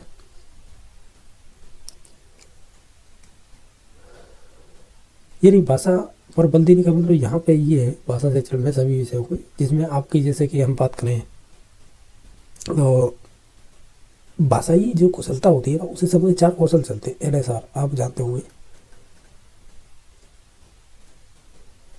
LSRW ये वाले होते हैं, यानी सुनना और भाषण, यानी लिसनिंग, स्पीकिंग और रीडिंग और राइटिंग, ये वाले क्रम होते हैं, इन्हीं क्रम में होता है। तो इस वजह से हम ये कहेंगे कि चाहे वो श्रवण हो, वाचन हो, पठन हो और लेखन हो, ये भाषा के आधार पर ही कौशल होते हैं, जैसे सुनना, बोलना, पढ़ना और लिखना, ठीक है। तो ऑप्शन नंबर सी सही हो जाएगा। नेक्स्ट है अनुकरण विधि रचना के लिए उपयुक्त होगी। तो ओवरऑल देखें तो हम अगर इन सभी ऑप्शनों को, तो प्रारंभिक स्तर पर उपयोगी होगी, यानी जो प्राइमरी लेवल पर, तो ऑप्शन नंबर सी सही हो जाएगा। क्वेश्चन नंबर नेक्स्ट है, विद्यार्थियों में भाषा के प्रति रुचि के विकास में किस प्रणाली की भूमिका सबसे अधिक होगी? ये कह रहा है भाषा के प्रति रुचि की। हालांकि इसमें से देखो साक्षात्कार देखा जाए तो उससे अच्छा तो आपका अवलोकन सही होगा, ठीक है, तो ऑप्शन नंबर डी सही हो जाएगा। देखो कन्फ्यूजन करने के लिए उसने देखो प्रश्न उत्तर भी दे दिए, साक्षात्कार भी दे दिया, भाषण भी दे दिया, लेकिन हम अवलोकन पे ही जाएंगे, ठीक है। नेक्स्ट है कि भाषा कौशलों की संख्या कितनी होती है? वो 4 होती है। वो कौन कौन से होंगे? वही है listening, speaking, writing, sorry writing क्यों, रीडिंग होगा ये, और 4 नंबर पर आएगा राइटिंग। ऐसे बोल सकते हैं सुनना और भाषण और पढ़ना और लिखना, ऐसे बोल सकते हैं, ठीक है। यही LSRW क्रम होगी चारों, ऑप्शन नंबर बी सही हो जाएगा। जैसा कि आप देख पा रहे होंगे, जिन्होंने भाषा सेकंड के रूप में हिंदी चूज की होगी ना, ये उन्हीं से संबंधित क्वेश्चन है। वो देख लेते हैं ये किस प्रकार के हिंदी में क्वेश्चन पूछे गए हैं। ये क्वेश्चन पेपर है जो 9/9/2012 को ये परीक्षा कंडक्ट करवाई गई थी, उसी के क्वेश्चन है, ठीक है। तो 61 नंबर क्वेश्चन में पूछा है कि रचना के आधार पर वाक्य के भेद कितने होंगे? तो वो 3 भेद होते हैं। एक तो आपका सरल वाक्य हो जाएगा, दूसरा हो जाएगा संयुक्त वाक्य, और तीसरा कौन सा हो जाएगा? तीसरा हो जाएगा मिश्र वाक्य। ये आपके होते हैं किसके आधार पर? रचना के आधार पर। एक क्वेश्चन और पूछा जाता है कि अर्थ के आधार पर कितने होंगे? ये भी क्वेश्चन रीड में बना है, तो वो 8 प्रकार होते हैं, ठीक है। और रचना के आधार पर मैंने 3 प्रकार बताती है। 8 प्रकार कौन से होते हैं? जैसे निषेधात्मक, इच्छार्थक, आज्ञार्थक, इस प्रकार के जो सेंटेंस होते हैं ना, वो 8 प्रकार इसी के होते हैं, किसके? अर्थ के। और सरल वाक्य तो ये हुई गए। नेक्स्ट है, जब क्वेश्चन आएंगे ना तब बताते चलेंगे, ठीक है। नेक्स्ट है कि कौन सा सरल वाक्य इसमें से, सरल वाक्य की पहचान ये वाला है ना, ये ऊपर वाला पूछा है रचना के आधार पर, तो ये वाला है। इसकी विशेषता होती है इसमें, एक तो उद्देश्य एक विधि हो, यानी सिंपल सा है, एक सब्जेक्ट हो एक वर्ब हो, ठीक है, यानी कर्ता और क्रिया हो। तो ऐसा देख लीजिएगा, उसने आज है सुबह दूध पिया, तो इसमें देखें तो एक तो सब्जेक्ट है और एक ही वर्ब है, तो नीचे तौर से सरल वाक्य हो जाएगा, ठीक है। उसने आज सुबह दूध पिया, सही है, सरल वाक्य हो जाएगा। बाकी ऑप्शनों की बात करें, गिलास नीचे गिरा और टूट गया, तो ये हो जाएगा आपका संयुक्त वाक्य, ठीक है। नेक्स्ट है कि मैंने समझाया और वह बात को मान गया, ये भी आपका संयुक्त ही वाक्य हो जाएगा एक तरह से, ठीक है। नेक्स्ट है कि वह ऐसे चल रही थी जैसे कोई बीमार चलता है, तो ये वाला हो जाएगा मिश्र वाक्य, ठीक है। तो इस प्रकार इसका तो राइट आंसर एक ऑप्शन नहीं था। नेक्स्ट है 63 नंबर के पाठ्य पुस्तक की विषय वस्तु का प्रस्तुतिकरण नहीं होना चाहिए। किस प्रकार नहीं होना चाहिए? ज्ञात से अज्ञात होना चाहिए, सरल से कठिन भी होना चाहिए, स्थूल से सूक्ष्म भी हो, लेकिन कठिन से सरल नहीं होना चाहिए, तो ऑप्शन नंबर इसका बी सही हो जाएगा। नेक्स्ट है कि भाषा प्रयोगशाला में नहीं होता है, तो हमें ये कहेंगे मोबाइल ले जाना कोई ज़रूरी नहीं है, ना इसका उपयोग करना ज़रूरी है, क्योंकि आपको बहुत सारी चीज़ें अवेलेबल और ऑलरेडी होती हैं, जैसे माइक्रोफोन, टेप रिकॉर्डर, वीडियो, अन्य चीज़ें भी होती है। नेक्स्ट है कि भाषा कौशल की परीक्षा किससे ली जाती है, तो आप कहेंगे उच्चारण, सॉरी मैंने भाषा बोल दिया, गलत है, उच्चारण कौशल की परीक्षा किससे ली जा सकती है, तो हम कहेंगे उच्चारण की बात होगी तो वो मौखिक परीक्षा ही हो जाएगी, तो ऑप्शन नंबर बी सही हो जाएगा। नेक्स्ट क्वेश्चन नंबर है 66 नंबर है कि कौन कथन सही नहीं है। ये कह रहे वस्तुनिष्ठ प्रश्नों द्वारा स्मृति परख की परीक्षा की जा सकती है, तो ये बात तो सही है। वस्तुनिष्ठ प्रश्नों से मूल्यांकन पक्षपात रहित होता है, ये भी बात सही है। वस्तुनिष्ठ प्रश्नों से भाषा पे से कमजोरी की जानी जा सकती है, ऐसा कोई लॉजिक तो नहीं है कि कमजोरी जानी जा सकती है, ठीक है। बाकी वस्तुनिष्ठ प्रश्नों का निर्माण समय साध्य होता है। हालांकि देखा जाए वस्तुनिष्ठ प्रश्न बनाने के लिए आपको समय साध्य नहीं होता, इसमें समय बहुत अधिक लगता है। कैसे? आप क्वेश्चन को फ्रेम करेंगे तो क्वेश्चन तो बना देंगे, आप कोई भी क्वेश्चन होगा बना देंगे, लेकिन इसके लिए 4 ऑप्शन बनाएंगे ना, वो ज़्यादा डिफिकल्टी रहता है। आपको बहुत सारा विचार करना पड़ेगा, क्वेश्चन से संबंधित भी होने चाहिए, यानी ऐसा भी होना चाहिए जिसका फिक्स आंसर तो एक हो बाकी 3 नहीं हो। लेकिन आपने देखे होंगे जो ऑब्जेक्ट हम कर रहे हैं यही तो क्वेश्चन है, तो इनमें समय अधिक लगता है ऑप्शन चूज करने में, ठीक है। क्वेश्चन बन जाएगा, आसान होता है, लेकिन जो ऑप्शन रखने होते हैं वो सबसे डिफिकल्टी होता है। तो हम ये कहेंगे समय साध्य नहीं होगा, समय अधिक लगता है इसमें, तो ऐसे कहेंगे तो ये वाला ऑप्शन गलत हो जाएगा। हालांकि ये भी गलत है कहीं ना कहीं, लेकिन अप्रोप्रिएट पे जाएंगे तो 4 नंबर ऑप्शन हो जाएगा। ये भी गलत है क्योंकि कमजोरी जानी जा सकती है, ऐसा कह नहीं सकते, ठीक है। बाकी हम 4 पे जाएंगे। नेक्स्ट है उपचारात्मक शिक्षण में नहीं होना चाहिए क्या चीज़, तो उत्साहवर्धन होना चाहिए, अभ्यास भी होना चाहिए, सहानुभूति, लेकिन उपवास नहीं होना चाहिए किसी का भी, उपवास बोलते हैं, तो निश्चित तौर से इसका C number option right answer हो जाएगा। आपको नेक्स्ट एक पैसे दे रखा है यानी गद्यांश, जिसको 68 से लेकर 74 तक इसी से संबंधित क्वेश्चन रहेंगे। एक बार रीड कर लें, इसी से संबंधित आपको शब्द मिलेंगे नीचे, यानी क्वेश्चन से संबंधित। जैसे कि 68 नंबर क्वेश्चन में पूछा है, इसमें से तत्सम शब्द नहीं है। तो देखो प्रयुक्त तो है, उपार्जन भी है, द्राक्षा भी है, लेकिन हिसाब है ये आपका तत्व शब्द होगा, ना कि ये तत्सम। ठीक है। नेक्स्ट है कि इनमें से विदेशी है, तो ये गलत है ना, ये विदेशी हो जाएगा। बाकी नेक्स्ट क्वेश्चन नंबर देख लेते हैं। कौन सा शब्द में प्रत्यय नहीं है? देखा जाए तो देखो कोशों में है, बनेगी में भी है, दातृत्व में है, लेकिन दान में कोई भी प्रत्यय नहीं होगा, तो ऑप्शन नंबर इसका 2 सही हो जाएगा। 2 मीन्स बी। नेक्स्ट है भाषा शास्त्र में समास होगा, तो भाषा शास्त्र, तो इसमें कौन सा होगा? देखो द्वंद्व तो कोई होगा नहीं, क्योंकि इसमें तो आपके दोनों पद प्रधान होने चाहिए और इस प्रकार का कोई है नहीं। कर्मधारय में विशेषण विशेष होता है, ये भी नहीं है। अभी भाग में आपके होना चाहिए, शुरुआती शब्द है, तो ये भी नहीं है। तो हम तत्पुरुष पर जाएंगे, तो हम ये कहेंगे इसमें कौन सा समास, यानी तत्पुरुष में भी प्रकार होते हैं, तो उनमें कौन सा होगा? तो ये संबंध हो जाएगा, क्योंकि भाषा का शास्त्र हो जाएगा। ठीक है, यानी संबंध में काकी के ही आते हैं, तो संबंध कारक समास हो जाएगा, इसमें ऐसे बोल सकते हैं। ठीक है, तो ऑप्शन नंबर ये सही हो जाएगा। नेक्स्ट है उपार्जन में संधि कौन सी होगी? सिंपल है, उप प्लस अर्जन, यहाँ सवर्ण दीर्घ हो जाएगी। उप प्लस अर्जन, इस प में से अ और ये वाला होके बड़ा हो जाएगा, और जिसमें पई में मिल जाएगा यानी प में, तो ये उपार्जन बन जाएगा शब्द। ठीक है, तो ये सवर्ण दीर्घ यानी दीर्घ संधि हो जाएगी। नेक्स्ट है क्योंकि वे सहज हो सकेंगे में सर्वनाम कौन सा है? इसमें से केवल एक ही वे दिखाई दे रहा है, तो ऑप्शन नंबर ए सही हो जाएगा। नेक्स्ट है कि दलित द्राक्षा में विशेषण कौन सा होगा? तो इसमें हो जाएगा, ये विशेषता बता रहा है तो गुणवाचक हो जाएगा, ना कि इसमें प्रमाण की बात नहीं हुई है, ना संख्या की, ना सार्वनाम की, तो ऑप्शन नंबर डी सही हो जाएगा। नेक्स्ट क्वेश्चन नंबर है 75। ये कह रहा भाषा शिक्षण की श्रुत लेख अभ्यास विधि का प्रमुख उद्देश्य नहीं है इनमें से। जैसे वर्तनी दोष दूर करना, ये तो हो सकता है। नवीन शब्दों का ज्ञान प्राप्त करना, ये भी हो सकता है। शुद्ध लेखन की क्षमता का विकास करना, ये भी हो सकता है। लेकिन हस्तलिपि को सुधारना है, वो आपके श्रुत लेखन अभ्यास विधि का प्रमुख उद्देश्य नहीं होता है, तो ऑप्शन नंबर डी सही हो जाएगा। नेक्स्ट है भाषा शिक्षण की सूत्र विधि का मूल स्रोत कौन भाषा है? हालांकि भाषा शिक्षण सूत्र विधि की बात करें तो वो संस्कृत से ही कह सकते हैं मूल स्रोत मानी जाती है, तो ऑप्शन नंबर ए सही हो जाएगा। नेक्स्ट है लेखन और उच्चारण के लिए अनुकरण विधि का उपयोगी होगी, तो प्रारंभिक स्तर पर ही होगी, यानी प्राइमरी लेवल पर, तो ऑप्शन नंबर ए सही हो जाएगा। प्राथमिक स्तर पर वाचन का मुख्य उद्देश्य क्या होता है?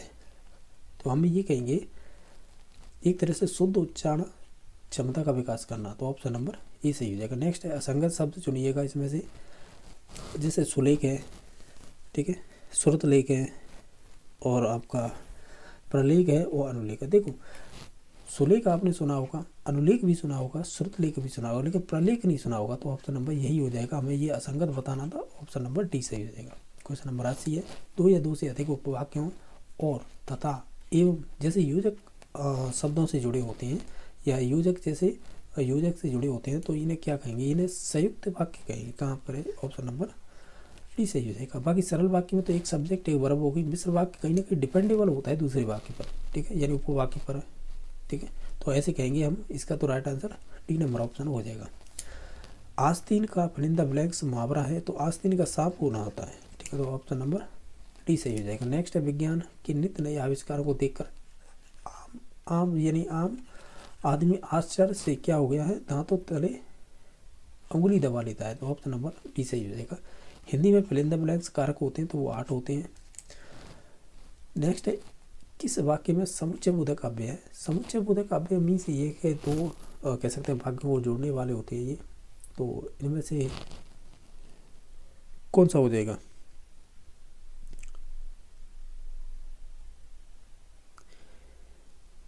तो हमें ये कहेंगे इसमें से हो जाएगा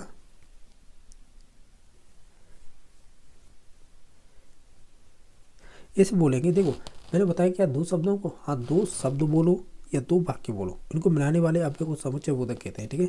इनके 2 भेद होते हैं, एक तो संयोजक ये जोड़ने वाले होते हैं, तो जोड़ने वाले तो इसकी परिभाषा में ही आते हैं। एक होते हैं विभाजक जो अलग करने वाले होते हैं, तो ये भी ध्यान रखना है, ये परीक्षाओं में बन जाते हैं क्वेश्चन। ये एक और ये दो प्रकार होते हैं समुच्चय बोधक काव्य के। तो इनमें से हमें तो राइट आंसर चूज करना है ना, तो वो हो जाएगा बिजली चली गई और गर्मी लगने लगी, तो यही हो जाएगा समुच्चय बोधक अव्यय। इसमें और है वो एक तरह से समुच्चय बोधक शब्द के रूप में उपयोग हुआ है। ठीक है, तो ये संयोजक का ये एग्जाम्पल हो जाएगा। विभाजक मतलब अलग करने वाला होता है। तो नेक्स्ट देख लेते हैं। ये आपको एक पद्यांश दे रखा है, यानी एक तरह से पद्यांश है जो 85 से लेकर 90 तक जो 5 क्वेश्चन पूछे जाते हैं, सॉरी 6 क्वेश्चन, तो वो आपके 85, 6, 7, 8, 9, 10, यानी एक तरह से देखा जाए तो इसमें 6 क्वेश्चन होंगे वो आपके पद्यांश से ही संबंधित होंगे। हालांकि ग्रामर भी होगी इन्हीं में, तो देख लेते हैं। अब एक चीज़ ध्यान रखना, अगर आपको लैंग्वेज फर्स्ट यानी भाषा फर्स्ट और सेकंड में अगर कोई अंतर जानना चाहेंगे क्या होता है, वो इसी का होता है, ये पैसेज का। किसी में तो 5 क्वेश्चन पूछ लेता है, किसी में 6, यहाँ पे 6 क्वेश्चन पूछे गए हैं। ठीक है, कभी कभी 5 भी पूछ लेता है, वो डिपेंड करता है। हालांकि 25 क्वेश्चन सेम होते हैं आपके फर्स्ट लैंग्वेज और सेकंड लैंग्वेज के, लेकिन 5 क्वेश्चनों का अंतर यहीं पे आता है।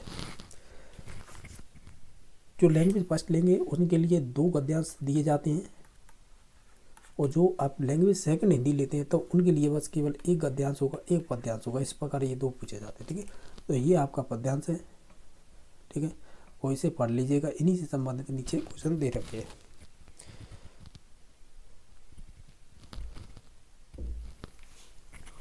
अब देखिएगा इसमें कि इस पद्यांश का केंद्रीय भाव क्या था, आपने पढ़ा होगा। तो इसमें से केंद्रीय भाव निकल के आया था, वो निकल के आया था जीवन की आपाधापी। ठीक है, तो ऑप्शन नंबर डी सही हो जाएगा। क्वेश्चन नंबर 86 है कि अपनी यानी अपनी अपनी तेले का आशय क्या होता है। अगर आपने ये अच्छी प्रकार से पद्यांश पढ़ा है तो इसका मतलब होता है स्वार्थ साधना। ऑप्शन नंबर ए सही हो जाएगा। हक्का बक्का से किसका ध्वनि साम्य होता है, आपने अगर पढ़ा है ध्यान से तो हम ये कहेंगे भौचक्का रहना एक तरह से। नेक्स्ट है इस पद्यांश यानी काव्यांश की विधा कौन सी है, तो हम ये कहेंगे इसकी विधा हो जाएगी वो हो जाएगी नई कविता। ठीक है, नेक्स्ट है इस काव्यांश में चित्रण किसका हुआ है, तो इसमें जो चित्रण हुआ है वो हुआ है जीवन की भागदौड़। ठीक है, नेक्स्ट है कि इस काव्यांश प्रेरित करता है किसके लिए कर रहा था,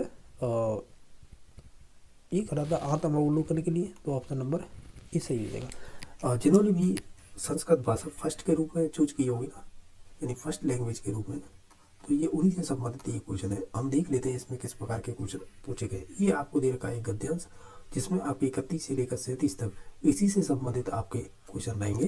तो एक बार ध्यान से पढ़ लें क्योंकि इन्हीं से संबंधित ये क्वेश्चन रहते हैं।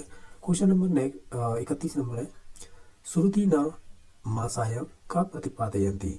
तो श्रुति न मासाय ने क्या प्रतिपादित किया था, तो आप देखेंगे तो ये वाला स्टेटमेंट है, यहाँ पे मिल जाएगा इसका आंसर। ठीक है, तो ऑप्शन नंबर बी सही हो जाएगा। क्वेश्चन नंबर नेक्स्ट है यद्यपि इत्यस्य या इत्यत संधि विच्छेद। तो हम जानते हैं यद्यपि में यड़ संधि हो जाएगी यदि पर से, तो ऑप्शन नंबर सी सही हो जाएगा। ये कह रहा है चतस्त्र इत्यस्य पदस्य पुल्लिंग रूपम भवतः, तो इसका पुल्लिंग रूप क्या होगा चतस्त्र का, तो चत्वार हो जाएगा। तो ऑप्शन नंबर डी सही हो जाएगा। क्वेश्चन नंबर 34 है स्त इति पद लंग लकारी परिवर्तयत, यानी स्तर का लंग लकारी यानी जो भूतकाल है उसमें बताना है क्या बनेगा, तो वो आस्था बनेगा। ठीक है, ऑप्शन नंबर बी सही हो जाएगा। ये कह रहा है स्मृति यानी स्मृति तत्व का प्रत्यय, स्मृति में कौन सा प्रत्यय है, तो ये आपका होगा इतिन, और ये आपके स्त्रीलिंग में बनता है ज़्यादातर इसके, और ठीक है, और इसमें 30 शेष रहता है। तो इसका ऑप्शन नंबर 1 सही हो जाएगा। ये कह रहे कति स्मृति प्रसिद्धा संति। अगर आप एक गद्यांश को पढ़ेंगे तो इसमें स्मृति 2 प्रकार की प्रसिद्धि ये दे रखी, एक तो ये वाली, एक ये वाली। ठीक है, नेक्स्ट क्वेश्चन नंबर वो देख लेते हैं। स्मृति इतस्मिन् पदे का विभक्ति और किम वचनम, तो हम कहेंगे ये प्रथम विभक्ति द्विवचन हो जाएगी। तो ऑप्शन नंबर सी सही हो जाएगा। नेक्स्ट देख लेते हैं, फिर से आपको एक गद्यांश दे रखा है जो 38 से लेकर 44 तक इसी से संबंधित क्वेश्चन रहेंगे। अगर आप इस गद्यांश को पढ़ेंगे तो इन्हीं से संबंधित होंगे। जैसे 38 नंबर है, ये कह रहा है वायसस्य नाम किम, तो वायस का नाम क्या है, तो हम कहेंगे लघु पतनक नाम वायसद, तो यहाँ पे हो जाएगा लघु पतनक। ठीक है, तो ऑप्शन नंबर बी सही हो जाएगा। ये कह रहा है कि प्रसार इतत का प्रत्यय, इसमें प्रसार में कौन सा प्रत्यय होगा, तो वो लेप होगा, और लेप में लक इति संख्या हो जाएगी यानी लोप हो जाएगा, और इसमें यह शेष बचेगा। और इससे पहले पहचानने का तरीका ये होता है लेप प्रत्यय में ये उपसर्ग कोई ना कोई जुड़ा होता है, और ये अब एक तरह से हो जाएगा। तो हम ये कहेंगे, क्या कहेंगे, इसमें लेप प्रत्यय हो जाएगा। ये कह रहा है कि दुरम न सम इतस का उपसर्ग है, इसमें कौन सा उपसर्ग है, तो वो दुर हो जाएगा, डी नंबर ऑप्शन सही। ये कह रहा है पश्यत इतत का धातु लगा पुरुष वचनानि काने, यानी पश्यत में आपको धातु बताना है और लकार भी बताना है और वचन भी बताना है। दृष्ट धातु है, लोट लकार है, मध्यम पुरुष है और बहुवचन है। यानी जो पश्यत बनता है ना दृष्ट धातु में, तो ये पश्यत बनता है ना, ये आपके मध्यम पुरुष बहुवचन बनता है।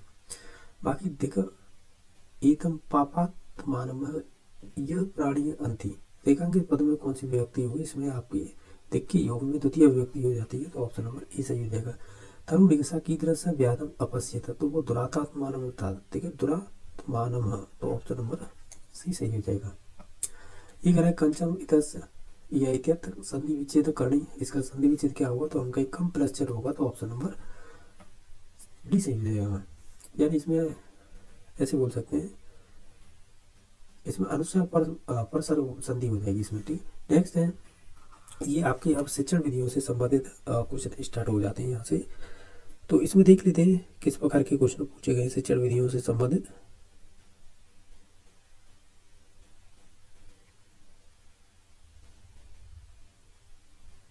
ये कह रहा है कि संस्कृत शिक्षणे संप्रेषणों उपागमे कस्य प्रधानता वर्तते, यानी संस्कृत शिक्षण में जो संप्रेषण उपागम होता है उसमें प्रधानता किसकी रहती है, एक तरह से ये बताना है। तो हम ये कहेंगे, क्या कहेंगे, इसमें जो प्रधानता रहती है वो आपकी अध्यापक की रहती है, यानी अध्यापक से, तो ऑप्शन नंबर सी सही हो जाएगा। नेक्स्ट है संस्कृत अध्यापन दृश्य श्रव्य साधन किम, यानी संस्कृत शिक्षण में दृश्य श्रव्य साधन कौन सा है, तो वो एकमात्र दूरदर्शन हो जाएगा। दूरदर्शन को हम टीवी कहते हैं या टेलीविजन। बाकी श्यामपट्ट दृश्य में आएगा और ध्वनि यंत्र में होगा, ये आपके श्रव्य में आएगा केवल, ठीक है। बाकी नेक्स्ट क्वेश्चन नंबर है, ये क्या है, लघुत्तरात्मक प्रश्न नाम उत्तर सीमा भवेत, यानी जो लघुत्तरात्मक प्रश्न होते हैं उनकी उत्तर सीमा कितनी होती है, तो हम ये कहेंगे इनकी जो सीमा हो गई कि यानी इतने तक होनी चाहिए, तो हम कहेंगे इसमें होगी वाक्य त्रयम या चतुष्टम, यानी वाक्य होंगे वो 3 से 4 होंगे, तो ये आपकी सीमा होती है। यानी एक तरह से कितने वर्णों तक लिख सकते हैं या वाक्य तक, तो उसका एक रीजन दे रखा है, इसमें 3 लिख सकते हैं या 4। नेक्स्ट है 48 नंबर, कि ये कह रहा है विषयगत काठिन्य नाम ज्ञानम कथम भवति, जो विषयगत काठिन्य ज्ञान होता है वो होता है, तो हम ये कहेंगे ये आपका संबंधित हो जाएगा आपका मूल्यांकन से या मूल्यांकन, यानी मूल्यांकन ने बोल सकती है, तो ऑप्शन नंबर इसका ए सही हो जाएगा। ये कह रहे हैं शिक्षक का कक्षा कब आश्रित पाठ्यते, तो हम ये कहेंगे ये डिपेंड रहता है आपके, चाहे सुधाखंड हो, चाहे पाठ्य पुस्तक हो, चाहे श्यामपट्ट हो, इन सभी पर रहेगा, तो ऑप्शन नंबर डी सही हो जाएगा। क्वेश्चन नंबर नेक्स्ट है जो पूछा गया है, जैसा आप देख पा रहे होंगे, इसमें पूछा है कि आपको ये वाच्य परिवर्तन करना है, ठीक है। जैसे सह माम पश्यति, तो इसका वाच्य परिवर्तन करेंगे तो सह का हो जाएगा तेन, ठीक है। और ये देखा जाए तो ये कर्तवाच्य है, तो अगर इसे स का तेन हो जाएगा, ठीक है, ये तो सही है। फिर इसके बाद है माँ का अहम हो जाएगा और पश्यति है, इसका हो जाएगा दृश्य, तो ऑप्शन नंबर इसका कह सकते हैं भी सही हो जाएगा। यानी जो कर्मवाच्य दिखाते हैं, कर्ता का कह सकते हैं कर्ता है वो, इसकी तृतीय विभक्ति हो जाएगी और कर्म में प्रथमा विभक्ति हो जाएगी, और जो कर्म में है आपकी प्रथमा विभक्ति इसलिए हो जाएगी क्योंकि क्रिया के कर्म के अनुसार आंत भी नहीं होती है ये, इस वजह से, ठीक है। तो ऑप्शन नंबर इसका भी सही हो जाएगा।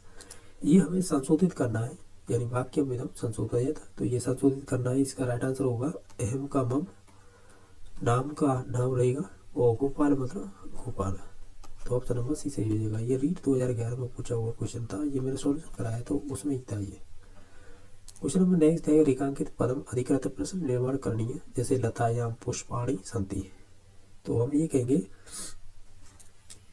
क्या कहेंगे कश्याम, तो ऑप्शन नंबर बी सही हो जाएगा। यानी लतायाम पुष्पाणि संति, तो मतलब ये कि लता में फूल है, तो ये पूछा है, तो इसमें प्रश्न बना था, हम ये कहेंगे कश्याम पुष्पाणी संति, इसमें इसका अर्थ हो जाएगा किस में फूल है, किस में फूल है।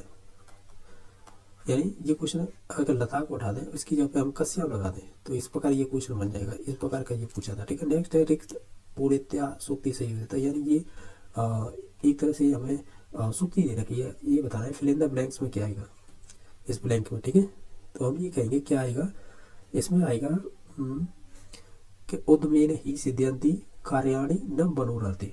ठीक है, तो हम ये कहेंगे परिश्रम से ही कार्य पूरे होते न कि इच्छा से, तो कार्याणि यानी कार्य से, तो ऑप्शन नंबर डी सही होगा।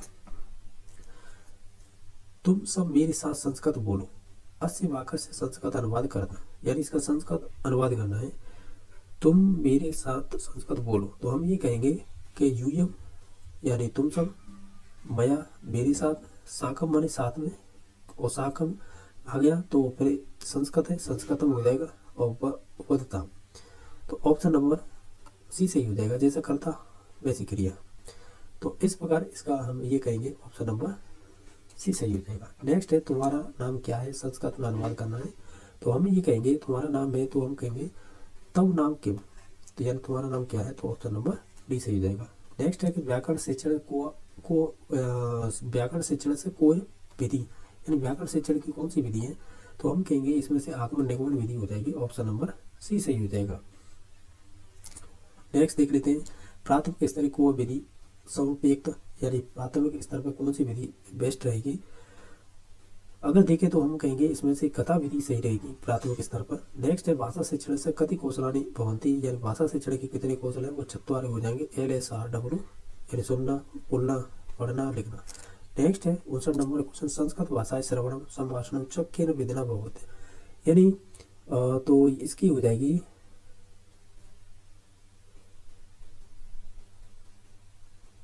यानी ये पूछा है संस्कृति भाषा या संस्कृत में श्रवण और संभाषण विधि में प्रत्यक्ष विधि का महत्व होता है, तो यही पूछा ना, संस्कृत श्रवण संभाषण चक्केन विधिना भवित, तो यानी सुनने और बोलने में वो आपकी प्रत्यक्ष विधि का ज़्यादा ही इंपॉर्टेंस होता है, तो यही हो जाएगा इसका राइट आंसर। नेक्स्ट है शिक्षण सूत्र विद्यार्थी, जो शिक्षण सूत्र है वो बताने हैं किधर से किधर की ओर होते हैं, तो हम कहेंगे सरल से कठिन की ओर होंगे। ठीक है, तो ऑप्शन नंबर एक ही सही हो जाएगा। ठीक है, तो इस प्रकार हमने ये 30 क्वेश्चन किए हैं, ये आपके लैंग्वेज फर्स्ट से संबंधित क्वेश्चन थे, जो आपके 31 से लेकर 60 तक थे।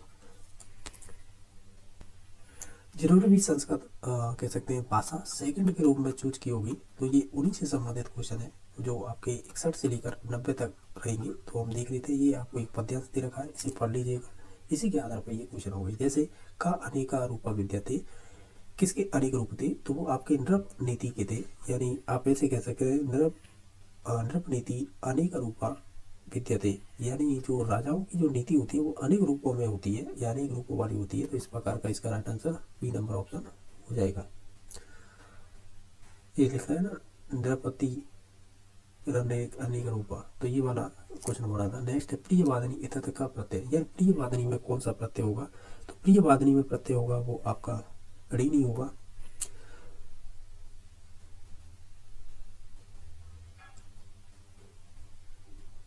ठीक है, तो ऑप्शन नंबर इसका ये सही हो जाएगा।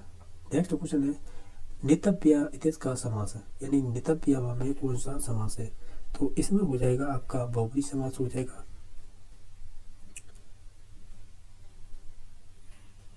यानी नित्य व्यय मतलब जो रोजाना व्यय होने वाली चीज है या नित्य व्यय होने वाली, तो इसका बनेगा नित्य व्यू यश सा, यानी इसका अगर समास विक्रय करेंगे तो वो बनेगा कुछ इस प्रकार, नित्य व्यू यश सा, तब हम इसे कहते हैं नित्य व्यवहार। ठीक है, तो ऑप्शन नंबर इसका सी सही हो जाएगा। बाकी वारांग नेम इतिस का संधि, वारांग में कौन सी संधि है, तो इसमें आपकी गुण संधि हो जाएगी, तो ऑप्शन नंबर बी सही हो जाएगा। अगर इसका संधि विच्छेद करें तो क्या होगा, हम कहेंगे वारंग, ऐसे बोल सकते हैं वारांगना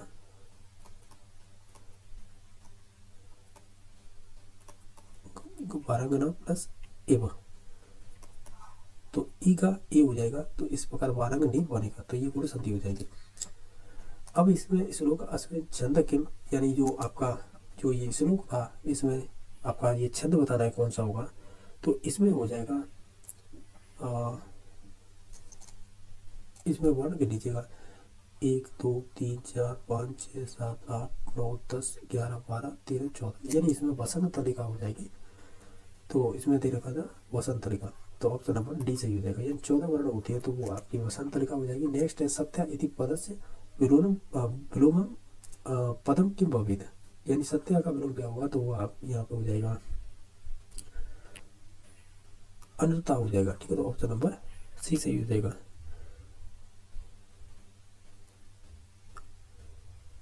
ठीक है, नेक्स्ट देख लेते हैं। ये कह रहे हैं दयालु रपी इधर का संधि विच्छेद, यानी दयालु रपी का संधि विच्छेद क्या होगा। अगर आप ध्यान से देखें तो हम ये कहेंगे, क्या कहेंगे, दयालु दयालु दयालु प्लस आप, यानी ये वाला होगा। ऑप्शन नंबर इसका बी सही हो जाएगा, क्योंकि इसमें कौन सी संधि है, विसर्ग संधि हो जाएगी। नेक्स्ट देख लेते हैं मूल्यांकनम कत विधम, यानी मूल्यांकन है इसके कितने एक तरह से भेद है या प्रकार है, तो ये बताना है। तो इसके दो प्रकार हो जाएंगे, वो कौन कौन से, तो एक तो हो जाता है आपका संरचनात्मक और एक हो जाएगा युगात्मक। ठीक है, ये दो प्रकार हो गए या दो भेद होंगे। ठीक है, तो नेक्स्ट है संस्कृत भाषा शिक्षण सर्वप्रथम भाषा कौशलम विद्यते, संस्कृत शिक्षण में सर्वप्रथम कौन सा भाषा कौशल होता है, वो श्रवण होता है, यानी सुनना, NSRW, तो पहला यही होता है। ये कह रहा है उदाहरणानि प्रस्तुत है नियम कथनम इति क विधि, उदाहरण से नियम की ओर जब भी हम बात करते हैं वो आपके आगमन विधि से संबंधित होते हैं, तो ऑप्शन नंबर डी सही हो जाएगा। क्वेश्चन नंबर नेक्स्ट है कि प्राचीनतम विधि का, इनमें से प्राचीनतम विधि कौन सी है, तो हम बात करेंगे इसमें से जो आपकी पारायण विधि है ना, वो हो जाएगी, इसी पंडित्य विधि कहते हैं। नेक्स्ट है शिक्षण रुचिकर कथम से आता, रुचिकर कब बनेगा, जब दृश्य श्रव्य साधन हो। ठीक है, तो ऑप्शन नंबर डी सही हो जाएगा। अब अगला आपको फिर से एक अध्याय दिया गया है 73 से लेकर 79 तक, इसी से संबंधित आपके क्वेश्चन रहेंगे, तो आप एक बार पढ़ लीजिएगा, क्योंकि इसी से संबंधित सभी क्वेश्चन रहेंगे। ये है ये सर्वभूतेषु की तरह से व्यवहार करणीय, तो इसका राइट आंसर हो जाएगा, वो होगा आत्मबोधम, यानी आत्मबोध। ठीक है, तो ऑप्शन नंबर बी सही हो जाएगा।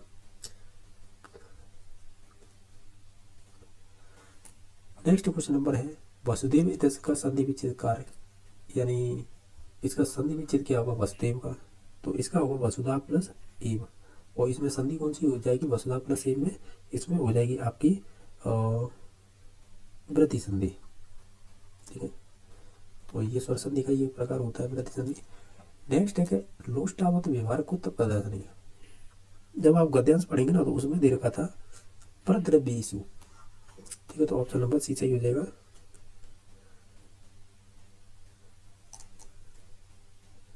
नेक्स्ट है कि महत्व इतस का प्रत्यय, महत्व में कौन सा प्रत्यय होगा, इसमें तो प्रत्यय होगा, तो ऑप्शन नंबर डी सही हो जाएगा।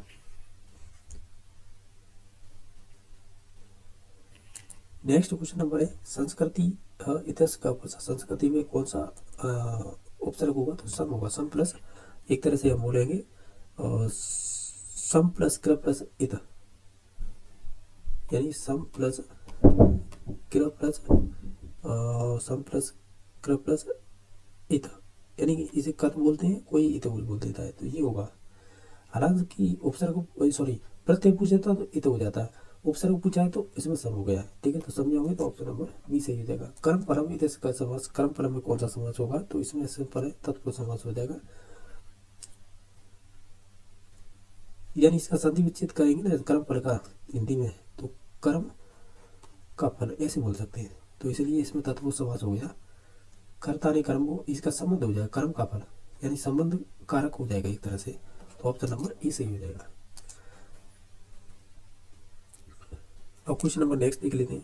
क्वेश्चन नंबर नेक्स्ट है 79 संस्कृति मन निर्मल करोति वाक्य, यानी वाक्य विधम लंग लकार परिवर्तित है, यानी ये जो है इसे आपको लंग लकार में परिवर्तित करना है, वो क्या होगा।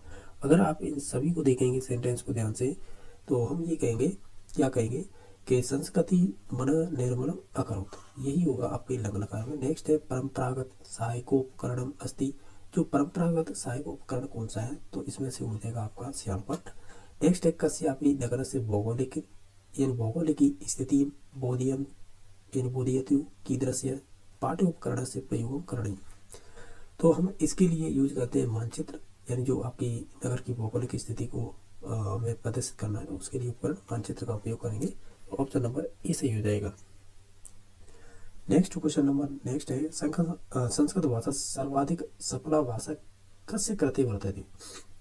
तो हम ये कहेंगे संगणक से होंगे, यानी ऐसे बोल सकते हैं जो संस्कृत भाषा की सर्वाधिक सफल भाषा संगणक, यानी जो एक तरह से कंप्यूटर की मानी जाती है। तो ऑप्शन नंबर सी सही हो जाएगा। नेक्स्ट है अति लघुतरात्मक प्रश्न नाम उत्तर सीमा स्यात्, यानी जो अति लघुतरात्मक जो प्रश्न होते हैं उनकी उत्तर सीमा क्या होती है। अगर आप सभी ऑप्शनों को ध्यान से देखें तो हम कहेंगे एक वाक्य, ठीक है। तो ऑप्शन नंबर डी सही हो जाएगा। निबंधात्मक परीक्षा पेया, यानी परीक्षा पेचया, यानी परीक्षा पेचया का परीक्षा विश्वसनीय कहते थे।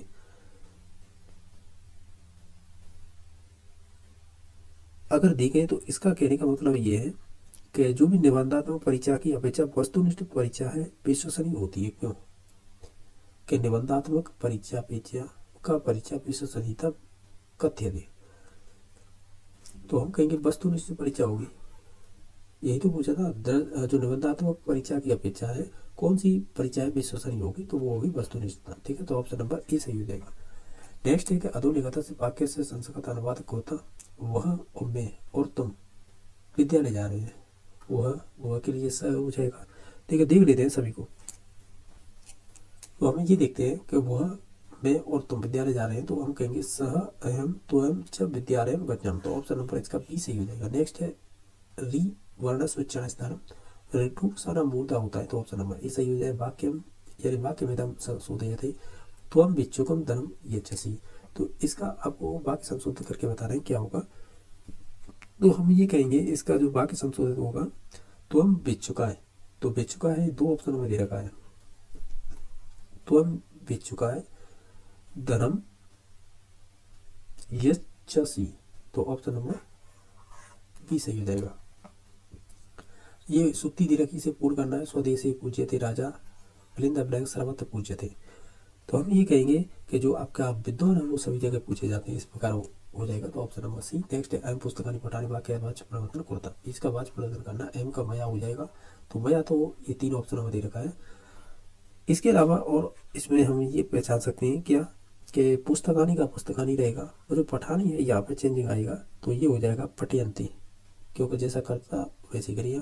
तो इसका हो गया मया पुस्तकानी पठयंती। तो ऑप्शन नंबर सी सही हो जाएगा। नेक्स्ट है वह कारक कसे उच्चारण स्थान क्यों, या वह का उच्चारण स्थान होता है तो वो दंतुष्टम होता है। तो ऑप्शन नंबर ए सही हो जाएगा, ठीक है। जो 61 से लेकर 90 तक क्वेश्चन हमने किए, ये आपने जिन्होंने भाषा यानी संस्कृत लैंग्वेज सेकंड भाषा के रूप में चूज किए, ये उनसे संबंधित क्वेश्चन थे। जैसा कि आप देख पा रहे होंगे ये आपके 2012 का क्वेश्चन पेपर है। ये लेवल फर्स्ट का है क्वेश्चन पेपर, जिसमें आपका ये 9/9/2012 को ये पेपर हुआ था। तो इसमें किस प्रकार के जो 30 क्वेश्चन मैथ के पूछे जाते हैं, जिनमें से 20 क्वेश्चन तो आपके कंटेंट के होंगे, 10 क्वेश्चन टीचिंग मेथड के होंगे। इस प्रकार ये 30 क्वेश्चन होंगे। इन सभी को देखते चलते हैं किस प्रकार के क्वेश्चन पूछे गए थे। ये वीडियो मैंने ऑलरेडी डाल रखा है शिक्षण विधियों का। तो इसमें पहला क्वेश्चन था कि जो गणित है सभी विज्ञानों का द्वार एवं कुंजी है, ये स्टेटमेंट किससे संबंधित है, या ये कथन किसने कहा था। तो ये रॉजर बेकन से संबंधित है। ऑप्शन नंबर ए सही हो जाएगा। ये वाला क्वेश्चन है बहुत बार रिपीट हुआ है ये, ठीक है। ये वाला क्वेश्चन है, ठीक है। तो ये ध्यान रखना, ये रिपीटेड क्वेश्चन है, यानी बार बार पूछा जाता है। नेक्स्ट है 92 नंबर, गणित के अध्ययन से एक बच्चे में किस गुण का विकास होगा। तो हम कहेंगे उसमें आत्मविश्वास भी आएगा, विश्लेषण सोच भी विकसित होगी, और तार्किक सोच भी होगी। तो उपयुक्त सभी इसका राइट आंसर हो जाएगा। ये कह रहा है कि प्राइमरी लेवल पर गणित का क्या इंपॉर्टेंस है, यानी महत्व है। तो हम कहेंगे प्राइमरी पे तो व्यवहारिक होगा, और जो 6 to 8 यानी अपर प्राइमरी पे फिर मानसिक हो जाता है, ठीक है। तो दोनों ही ध्यान रखने हैं, प्राइमरी और अपर प्राइमरी। नेक्स्ट है 94 नंबर, सामान्य से विशिष्ट के, यानी सामान्य से विशिष्ट का सिद्धांत निम्न में से किस में प्रयोग किया जाता है। तो निगमन विधि में किया जाता है। तो ऑप्शन नंबर बी सही हो जाएगा। इसमें बताना है गणित में किस विधि में हमें प्राय सूत्र या नियमों की सहायता लेनी पड़ती है। तो वो निगमन विधि हो जाएगी। तो ऑप्शन नंबर डी सही हो जाएगा। ये कह रहे हैं 96 नंबर क्वेश्चन है कि किसी विद्यालय की पोताई का कार्य है 2 मजदूर 8 दिन में कर सकते हैं, ठीक है। यानी 2 मजदूर हैं 8 दिन में कर सकते हैं। उसी कार्य को 2 दिन में पूरा करने के लिए कितने मजदूरों को और लगाना पड़ेगा। तो हम ये कहेंगे ये MDS से हो जाएगा। हालांकि इसमें तो केवल M1 मेंबर दे रखे हैं और दिन दे रखे हैं, तो फिर M2 D2 सही हो जाएगा। हालांकि MTH बोलते हैं इस फॉर्मूले को। तो ये कह रहा है कि 2 दिन में कितने व्यक्ति और चाहिए होंगे, इसे x मान लीजिएगा, इसे 2 से 2 कट जाएगी, x बराबर 8 ही आ जाएगा। तो ऑप्शन नंबर ए सही हो जाएगा। नेक्स्ट क्वेश्चन नंबर है 97 नंबर। ये कह रहा है कि राम के परिवार में 3 तथा मोहन के परिवार में 5 बच्चे हैं, यानी राम के 3 बच्चे हैं इसे कह सकते हैं, और मोहन के परिवार में 5 बच्चे हैं। प्रत्येक अपने बच्चों की शिक्षा पर 450 रुपये मासिक खर्च करता है। किसके परिवार का प्रत्येक बच्चे की शिक्षा पर औसत मासिक खर्च अधिक और कितना होगा? ओवरऑल देखा जाए तो आपको औसत ही निकालना है, लेकिन ध्यान रखना है इसमें ये पूछा है कि प्रत्येक बच्चे का है ना वो मासिक खर्च कितना है, 450 रुपये, यानी महीने का। तो आप एक काम कीजिए, इसमें लास्ट में पूछा है कि मासिक खर्च अधिक किसका है और कितना है। तो एक काम कीजिएगा, पहले राम के परिवार के निकाल लेते हैं कि औसत कितना आएगा। तो आप ये 450 में सीधा 3 का भाग दे दीजिएगा। ये राम के परिवार में जो बच्चे हैं ना उसका औसत आ जाएगा, 3 × 3 = 3 × 5 = 15, यानी 150 आ गया। दूसरा है मोहन, इनका अभी औसत निकाल लीजिएगा, 450 में 5 का भाग दे दीजिए, 90 आ जाएगा। अब देखिएगा ये क्वेश्चन क्या है, औसत मासिक खर्च है किसका अधिक है और कितना। देखो अधिक तो है इस वाले का, राम वाले का, कितना अधिक है वो देखना होगा। 90 में 60 जोड़ेंगे तो 150 हो जाता है, यानी 60 कह सकते हैं अधिक है। रुपये ही दे रखा है तो रुपये ही हो जाएगा किसका, राम का। तो ऑप्शन नंबर ए सही हो जाएगा। क्वेश्चन यही पूछा था, ध्यान से देखेंगे तो ऑप्शन नंबर ए ही सही हो जाएगा। क्वेश्चन नंबर नेक्स्ट है, एक व्यक्ति 90 रुपये की वस्तु को 10% लाभ पर बेचता है तो उस वस्तु का विक्रय मूल्य क्या होगा? सिंपल है, जो मूल्य दे रखा है उसे रखिएगा। विक्रय मूल्य इतने रुपये पर बेचता है, ठीक है, 10% का लाभ है तो इंटू 110/100, तो 2 0 से ये कट जाएगी तो 99 आ जाएगा। तो ऑप्शन नंबर सी सही हो जाएगा। नेक्स्ट है कि 500 रुपये पर 1 वर्ष का सरल ब्याज है वो 1% मासिक दर से क्या होगा, रुपये में बताइएगा। तो हम सरल ब्याज की बात कर रहे हैं तो ऐसा ही बराबर होता है PTR/100। हालांकि इसे हिंदी में क्या कहेंगे, देखो ये तो साधारण ब्याज है, ये P का मतलब हो जाएगा मूलधन, T का मतलब समय, R का मतलब दर, और 100 होता ही है। तो इसमें देखो मूलधन कितना दे रखा है, 500 रुपये, ठीक है, और समय कितना दे रखा है, 1 वर्ष, तो मल्टीप्लाई ये कर लेंगे। अब ये ध्यान रखना, यहाँ पे कन्फ्यूज करने के लिए क्या किया इन्होंने, ये कह रहा है 1% मासिक दर है, यानी मंथली है, ऐसे बोल सकते हैं, मंथली रेट है ये।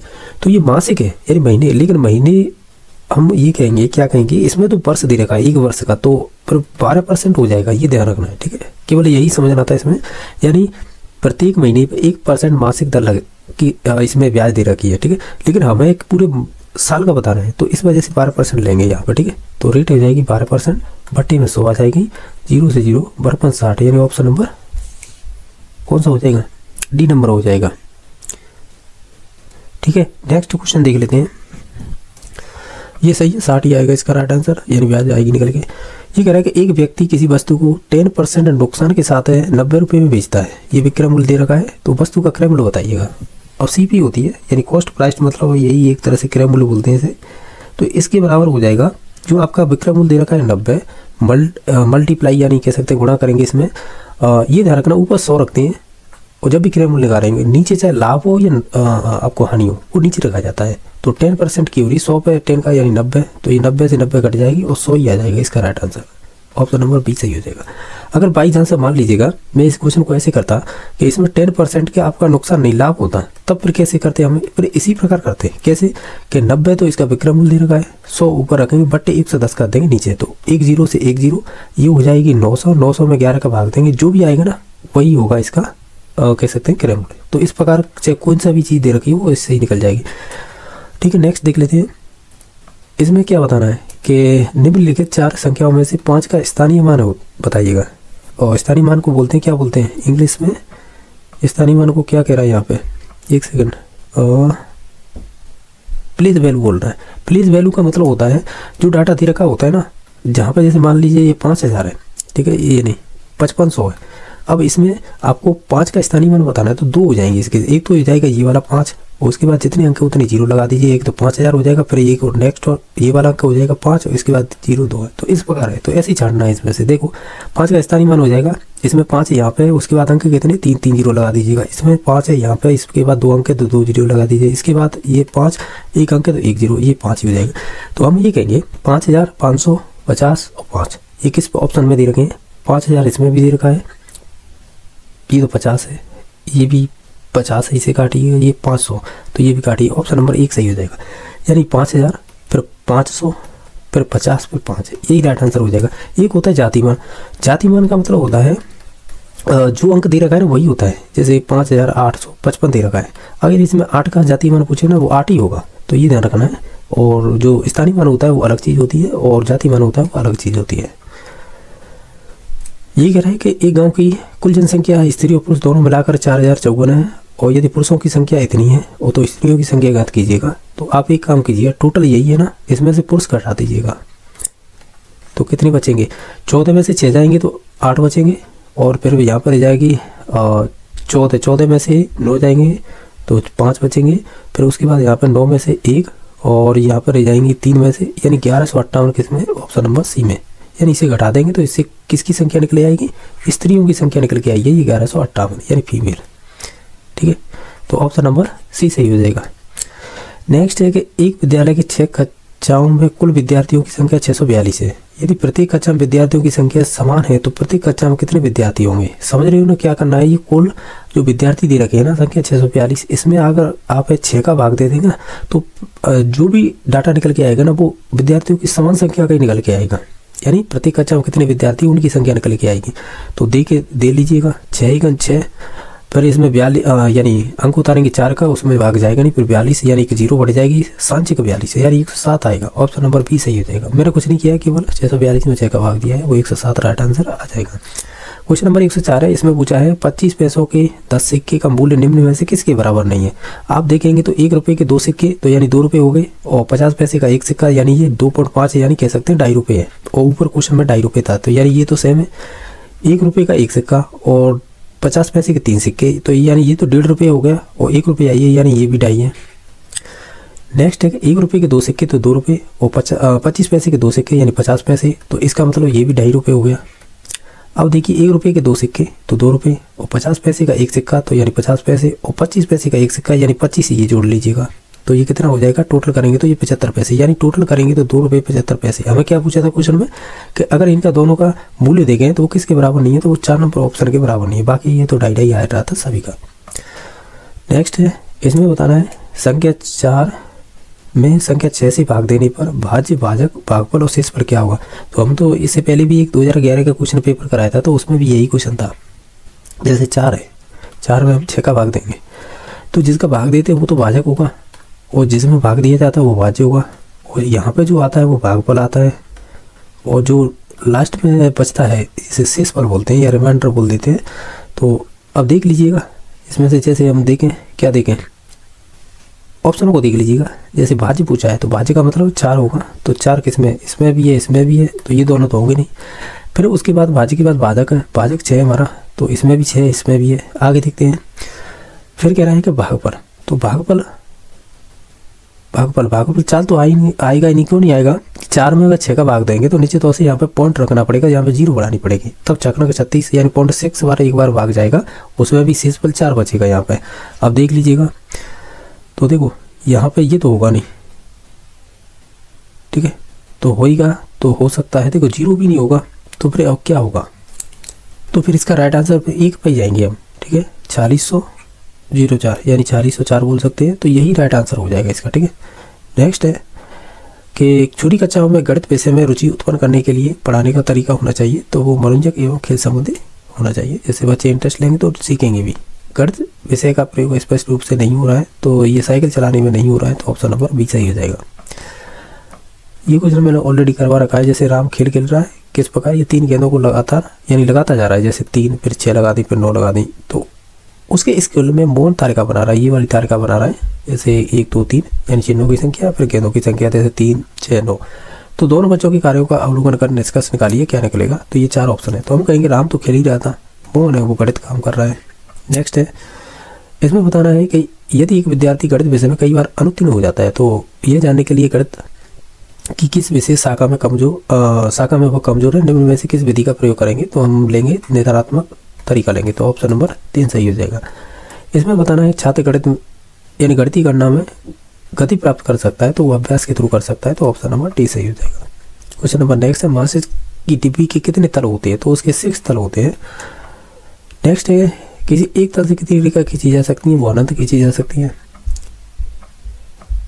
अब ये कह रहा है कि यदि दो समांतर रेखाओं को एक तिर्यक रेखा काटे तो उससे बनने वाले कोणों के लिए निम्न में से कौन सा कथन सही नहीं है? जो गलत है वो चूज करना है। जैसे मान लीजिए दो समांतर रेखाएं, इसको एक तिर्यक रेखा काट रही है, तो ये कह रहा है संगत कोण बराबर होते हैं, यानी ये वाला कोण और ये वाला कोण, ये दोनों संगत माने जाएंगे। या इधर की लेंगे तो ये वाले और ये वाले, ये भी संगत कोण माने जाएंगे, तो बराबर होते हैं, ये बात सही है। एकांतर कोण बराबर होते हैं, जैसे ये वाला कोण है, ये ले लिया, तो ये वाला कोण और ये दोनों एकांतर बराबर होते हैं, ये बात सही है। तिर्यक रेखा की एक ओर बने अंतः कोणों का योग दो समकोण के बराबर होता है, ये बात सही है। जैसे कि ये वाला कोण और ये वाला, तो ये कह रहा है कि तिर्यक रेखा के एक ओर बने अंतःकोण, अंतःकोण का मतलब होगा इन्हें दोनों को मिलाएंगे ना, तो यहाँ पर ये कह रहा है कि अंतःकोणों का योग है दो समकोण के बराबर होता है, तो ये बात सही है। इनका मान है दोनों का, अब वो 180 आता है, ठीक है। इसके अलावा ये भी बात सही हो जाएगी। बाकी तिर्यक रेखा के एक ओर बने अंतःकोणों का योग है समकोण नहीं होगा, यह 90 डिग्री नहीं होता है, तो यही गलत हो जाएगा। क्वेश्चन नंबर आपका नेक्स्ट है जो 114 नंबर, ये कह रहा है 1 लीटर शुद्ध घी का वजन है वो 910 ग्राम है, तो 700 मिलीलीटर घी का वजन कितना होगा? तो एक ध्यान रखिएगा, इसमें इकाइयों का विशेष ध्यान रखिए, ये ग्राम में दे रखी है, ये मिलीलीटर में। तो आप एक काम कीजिएगा, अगर इसमें हम 1000 का भाग दे दें तो निश्चित तौर से ये जो इकाई है वो ग्राम में चेंज हो जाएगी, ठीक है। तो आप एक काम कीजिएगा, तो हमें क्या पूछा था, 1 लीटर शुद्ध घी का वजन है वो 910 ग्राम है, तो 700 मिलीलीटर घी का वजन कितना होगा? तो आप ऐसे कर लीजिएगा, या तो आप इसमें 700 में 1000 मिलीलीटर का भाग देते हैं जिससे ग्राम में चेंज हो जाएगा ये, या फिर एक काम करें 910 इंटू 700/1000 कर लें, जिससे क्या है डायरेक्टली आंसर आ जाएगा इससे। जैसे कि 3 जीरो से 3 जीरो तो कट ही जाएंगे, तो 7 का गुणा करेंगे, 7 1 7, 7 9 63, या 637 ग्राम आएगा इसका राइट आंसर। कहीं पर है क्या? ऑप्शन नंबर 1 सही हो जाएगा। 7 1 7 9 63 सही है, 637 ग्राम आ जाएगा, ठीक है। क्वेश्चन नंबर ये कि एक आयताकार मैदान का परिमाप 1 किलोमीटर दे रखा है, ठीक है। इसकी चौड़ाई दे रखी 200 मीटर, तो इसकी लंबाई ज्ञात कीजिएगा। देखो आयत का परिमाप अगर आपने सूत्र पढ़ा है तो क्या होता है, आयत का परिमाप यानी परिमाप बोले आयत का, तो वो होता है 2 इंटू लंबाई प्लस चौड़ाई, ठीक है, ये परिमाप होता है। तो आप ध्यान रखिए, इसमें हमें चौड़ाई दे रखी है कितनी, 200 मीटर, तो लंबाई ये चौड़ाई हो जाएगी 200 मीटर इंटू 2 बराबर 1 किलोमीटर दे रखा है, ठीक है। तो एक काम कीजिएगा, क्या कीजिएगा, ये जो आंसर है ना ध्यान से देखें, तो ये हालांकि इसमें किलोमीटर में भी दे रखा है, मीटर में भी दे रखे हैं, तीनों ऑप्शन, तो आप मीटर में चेंज कर लीजिएगा इस किलोमीटर को, ठीक है। तो ये क्या हो जाएगा, 2 इंटू लंबाई प्लस चौड़ाई 200 बराबर 1000 क्या हो जाएगा, ये मीटर हो जाएगा, क्योंकि 1 किलोमीटर में कितने मीटर होते हैं, वो आपके 1000 मीटर होते हैं, ठीक है, 1000 मीटर होंगे। तो हमने ऐसे कर लिया। तो अगर इस 2 से 1 के बराबर में, तो इसे काटेंगे तो ये कितना आ जाएगा, एल प्लस यानी लंबाई प्लस 200 बराबर हो जाएगा ये 500, क्योंकि हमने 2 से काट लिया, या इसे 75 करके नीचे ले जाएंगे तो भी काट सकते हैं। बाकी फिर एल यानी जो लंबाई थी हमें यही बतानी थी, लंबाई बराबर क्या होगा, तो ये हो जाएगा 500 माइनस 200, तो लंबाई निकल के आएगी आपकी 300 मीटर। इकाई हमने ये मीटर में चेंज किया था, तो इस वजह से तो ऑप्शन नंबर इसका सी सही हो जाएगा। अगर इसे डायरेक्ट करते तो कैसे करते, डायरेक्ट ऐसे करते कि एल प्लस 200 और जो 1 किलोमीटर है इसे 1000 मीटर में चेंज करते, इसे 2 से काटते, ये 500 हो जाता, और इस एल बराबर ये 75 होके कह सकते 500 में से अगर 200 जाएगा तो 300 बचेगा, डायरेक्टली ये निकाल सकते थे, ठीक है। तो ऑप्शन नंबर सी सही हो जाएगा। अच्छा ये बताना है, देखो ये क्वेश्चन है, ये आपको भिन्न दे रखी है, ठीक है, और ये आरोही क्रम बताना है, यानी पहले सबसे छोटी फिर उससे बड़ी फिर उससे बड़ी, इस क्रम में जाना है। आप एक काम कीजिए, या तो इनमें 0 लगा के भाग दे लीजिएगा, या आप पॉइंटों में दे लीजिएगा, जो आपको सुविधा लगे ना उस हिसाब से कर लीजिएगा। जैसे ओवरऑल देखें तो 1 में अगर 3 का भाग देंगे तो पॉइंट कितना आएगा, 33 आएगा। ये तो आप जानते होंगे, क्योंकि आप जब भी भाग देंगे तो पॉइंटों में जाता है, अगर कोई ऊपर छोटी संख्या नीचे बड़ी होती है, तो ये पॉइंट 33 आएगा इसका, तो ठीक है। अगर 3 में 4 का भाग देंगे तो ये आएगा पॉइंट 75। अगर 2 में 5 का भाग देंगे तो ये पॉइंट 4 आएगा, या इसे 40 बोल सकते हैं। बाकी 6 में 7 का भाग देंगे तो करीबन आएगा पॉइंट 85। अब इसमें सबसे छोटी कौन सी है, पॉइंट 33 है, तो ये पहले नंबर पे किसमें, एक इसमें भी है और इसमें भी है, और इन दोनों में तो है ही नहीं। फिर इसके बाद है इससे बड़ी कौन सी संख्या, पॉइंट 40 है, वो 2/5 है, 2/5 केवल ऑप्शन नंबर सी में दे रखी, यानी ये सबसे छोटी होगी 1/3, इससे बड़ी हो जाएगी, सॉरी ये चिन्ह किस इस प्रकार होंगे, यानी सबसे छोटी 1/3। 1 सेकंड रुकिएगा, 1 सेकंड। ये जो इसमें निशान लगेगा ना, लेस देन का लगेगा ये, यानी लेस देन 1/3 है, वो लेस देन है 2/5 से, यानी 2/5 से छोटी है 1/3। क्योंकि हमने देखा था इसका पॉइंट 33 आया था, इसका पॉइंट 40 आया था, इसका पॉइंट 75 आया था, इसका पॉइंट 85 आया था। तो आप देखेंगे ये छोटी पे इससे बड़ी, इससे बड़ी और इससे बड़ी, यही तो होता है आरोही क्रम, छोटी से बड़ी संख्या की ओर, तो यही क्रम हो जाएगा। तो ऑप्शन नंबर सी सही हो जाएगा। अब ये कह रहा है कि संख्या है 35.507 का विस्तारित रूप क्या होगा। तो देख लीजिएगा, जैसे 35 है इसका मतलब ये 30 है, और 5 का मतलब तो 5 ही होगा, प्लस अब यहाँ से आगे क्या है कि जैसे 0.5 है, इसका मतलब नीचे तौर से यही तो होगा, 5 में 10 का भाग दिया होगा तभी तो 0.5 आया है। फिर उसके बाद प्लस करेंगे। इसके बाद है 0, तो 0 का कोई सेंस तो नहीं होता है मतलब विस्तार रूप देने के लिए, तो हम क्या करेंगे फिर 7 ले लेंगे, क्योंकि 7 है लास्ट में। तो 7 यानी इससे पहले कितने, यानी 7 सहित कितने पॉइंट है, पॉइंट की बात है, यानी जैसे पॉइंट की बात है 1 2 3 अंक है, तो इसमें उतने ही 0 का भाग दे दीजिए जितने अंक है। तो ये विस्तार किस में है, वही राइट आंसर हो जाएगा। आप देखेंगे तो सी नंबर सही हो जाएगा इसका। अगर इस डाटा को जोड़ के करेंगे ना, यही आएगा। इसका विस्तारित रूप हमने बता दिया, यही हो जाएगा। अब ये कह रहे हैं कि निम्न संख्या को दशमलव रूप में लिखिएगा। ये जो दे रखी है, जो देखो 90 + 9 तो 99 हो जाएंगे। इसके बाद पॉइंट लगेगा, क्योंकि 9 में अगर 10 का भाग देंगे तो 0.9 आएगा, तो ये आ गया। फिर कह रहा है कि 9 में अगर आप 1000 का भाग देंगे तो इसका मतलब होगा ये 0.009 ये वाला अंक आएगा। तो ठीक है, कोई बात नहीं है। अब ये चीज़ समझे होंगे, और इसका भी समझ लीजिएगा, 1 2 3 4 5, यानी 1 2 3 4 5 ये वाला, यानी ये डाटा और ये डाटा और ये वाला डाटा कहाँ है, ये वाला, इन तीनों को जोड़ लीजिएगा। जैसे पॉइंट के बाद 9, मैं समझा रहा हूँ इस वजह से टाइम लग रहा है, डायरेक्टली आंसर निकल जाएगा इसका। पॉइंट, फिर इसके बाद 4 0 फिर 9, 1 2 3 4 और 9। अब इसे जोड़ लीजिएगा, ये हो जाएगी 9, ये हो जाएगा 0, ये हो जाएगी 9, ये 0 9। पॉइंट से पहले हमने देखा था कितना था, 99। अब देख लीजिएगा 99.9090 ये किस में है, तो वही राइट आंसर हो जाएगा। तो इसमें ऑप्शन नंबर कौन सा, डी लग रहा है ना।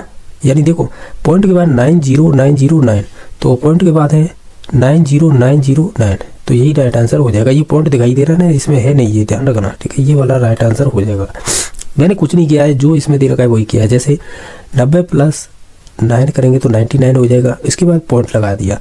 अब जैसे 9/10 है तो इसे लिखेंगे 9/10 लगेंगे, तो इसका मतलब होता है कि जितनी 0 होंगे ना उतने पॉइंट लगे जाते हैं, ये ध्यान रखना। जैसे 1 0 है तो 1 पॉइंट बाद नंबर लिख दिया।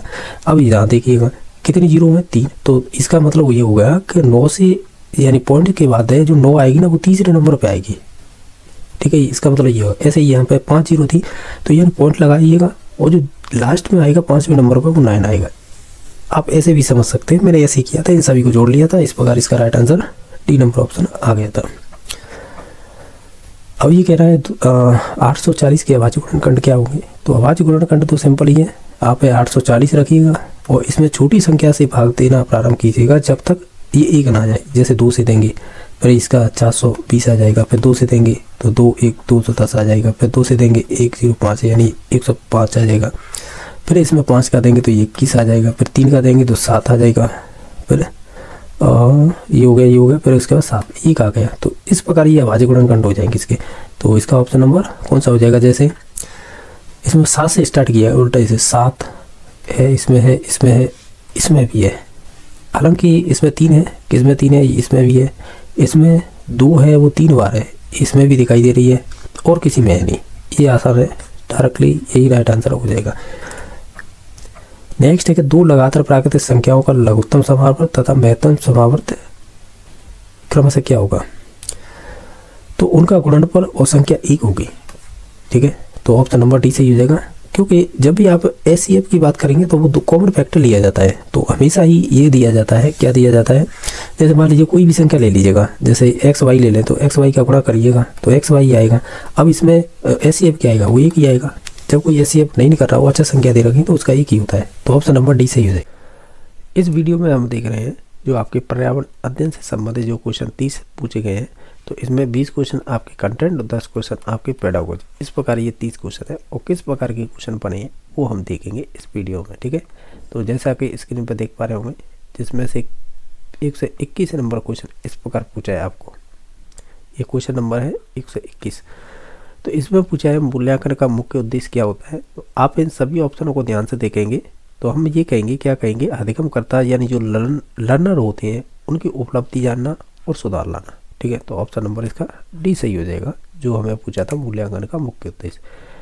अब 122 नंबर क्वेश्चन है, इसमें ये पूछा है कि निम्न में से कौन सी क्रिया है विज्ञान शिक्षण में पाठ सहगामी क्रिया कहलाती है। तो वो हो जाएगा विज्ञान क्लब। इसके साथ विज्ञान के मेले हो गए, ठीक है, ये भी आ जाएंगे। और आपकी विचार गोष्ठी है, ये भी आ जाएगी, ठीक है। और इनके अलावा और भी अन्य चीज़ें होती हैं, ध्यान रखना है, इन्हें साइंस में नवाचार बोलते हैं, ठीक है। तो ये भी ध्यान रखना है। हालांकि हमें पाठ सहगामी पूछी गई थी, तो ऑप्शन नंबर 1 सही हो जाएगा। क्वेश्चन नंबर नेक्स्ट है, इसमें पूछा है पानी में से अशुद्धि, दही में से मक्खन और गेहूं से छोटे कंकर आदि को अलग करने की क्रिया कहलाती है। उसे पृथक्करण की क्रिया कहते हैं, यानी सेपरेशन, अलग करना। एक ऑप्शन और दे रखा, ऊर्ध्वपातन यानी इंग्लिश में सब्लिमेशन बोलते हैं, ध्यान रखना है। इसके एग्जाम्पल पूछे जाते हैं। अगर हम ठोस को गर्म करेंगे तो ये सीधा ही गैस में चेंज हो जाता है।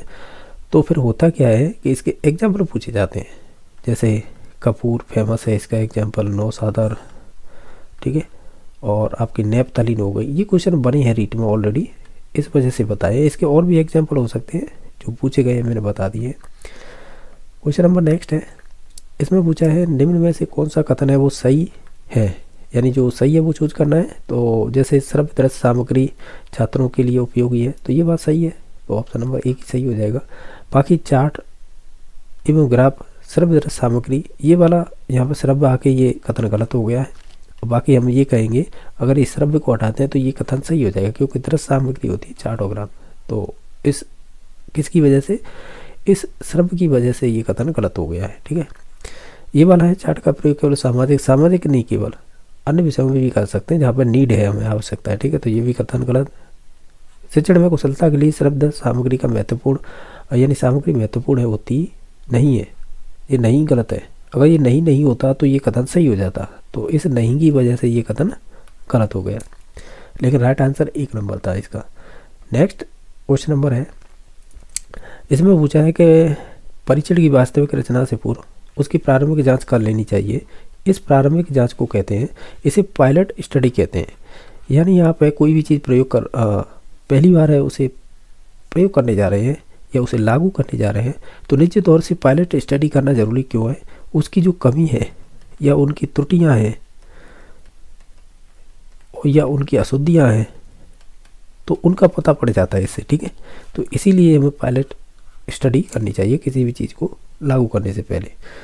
नेक्स्ट है, इसमें पूछा निम्नलिखित में से कौन सा राज्य या देश है राजस्थान के जैसलमेर, बीकानेर, श्रीगंगानगर जिलों में से लगा हुआ है। तो एक मात्र देखें, जैसलमेर, बीकानेर और श्रीगंगानगर, तो इनसे तो पाकिस्तान की सीमा लगी है, अंतर्राष्ट्रीय सीमा। इसमें एक जिला और जो एग्जामिनर है उसे छूट गया है, वो है बाड़मेर। इन 4 जिलों की सीमा है वो अंतर्राष्ट्रीय सीमा।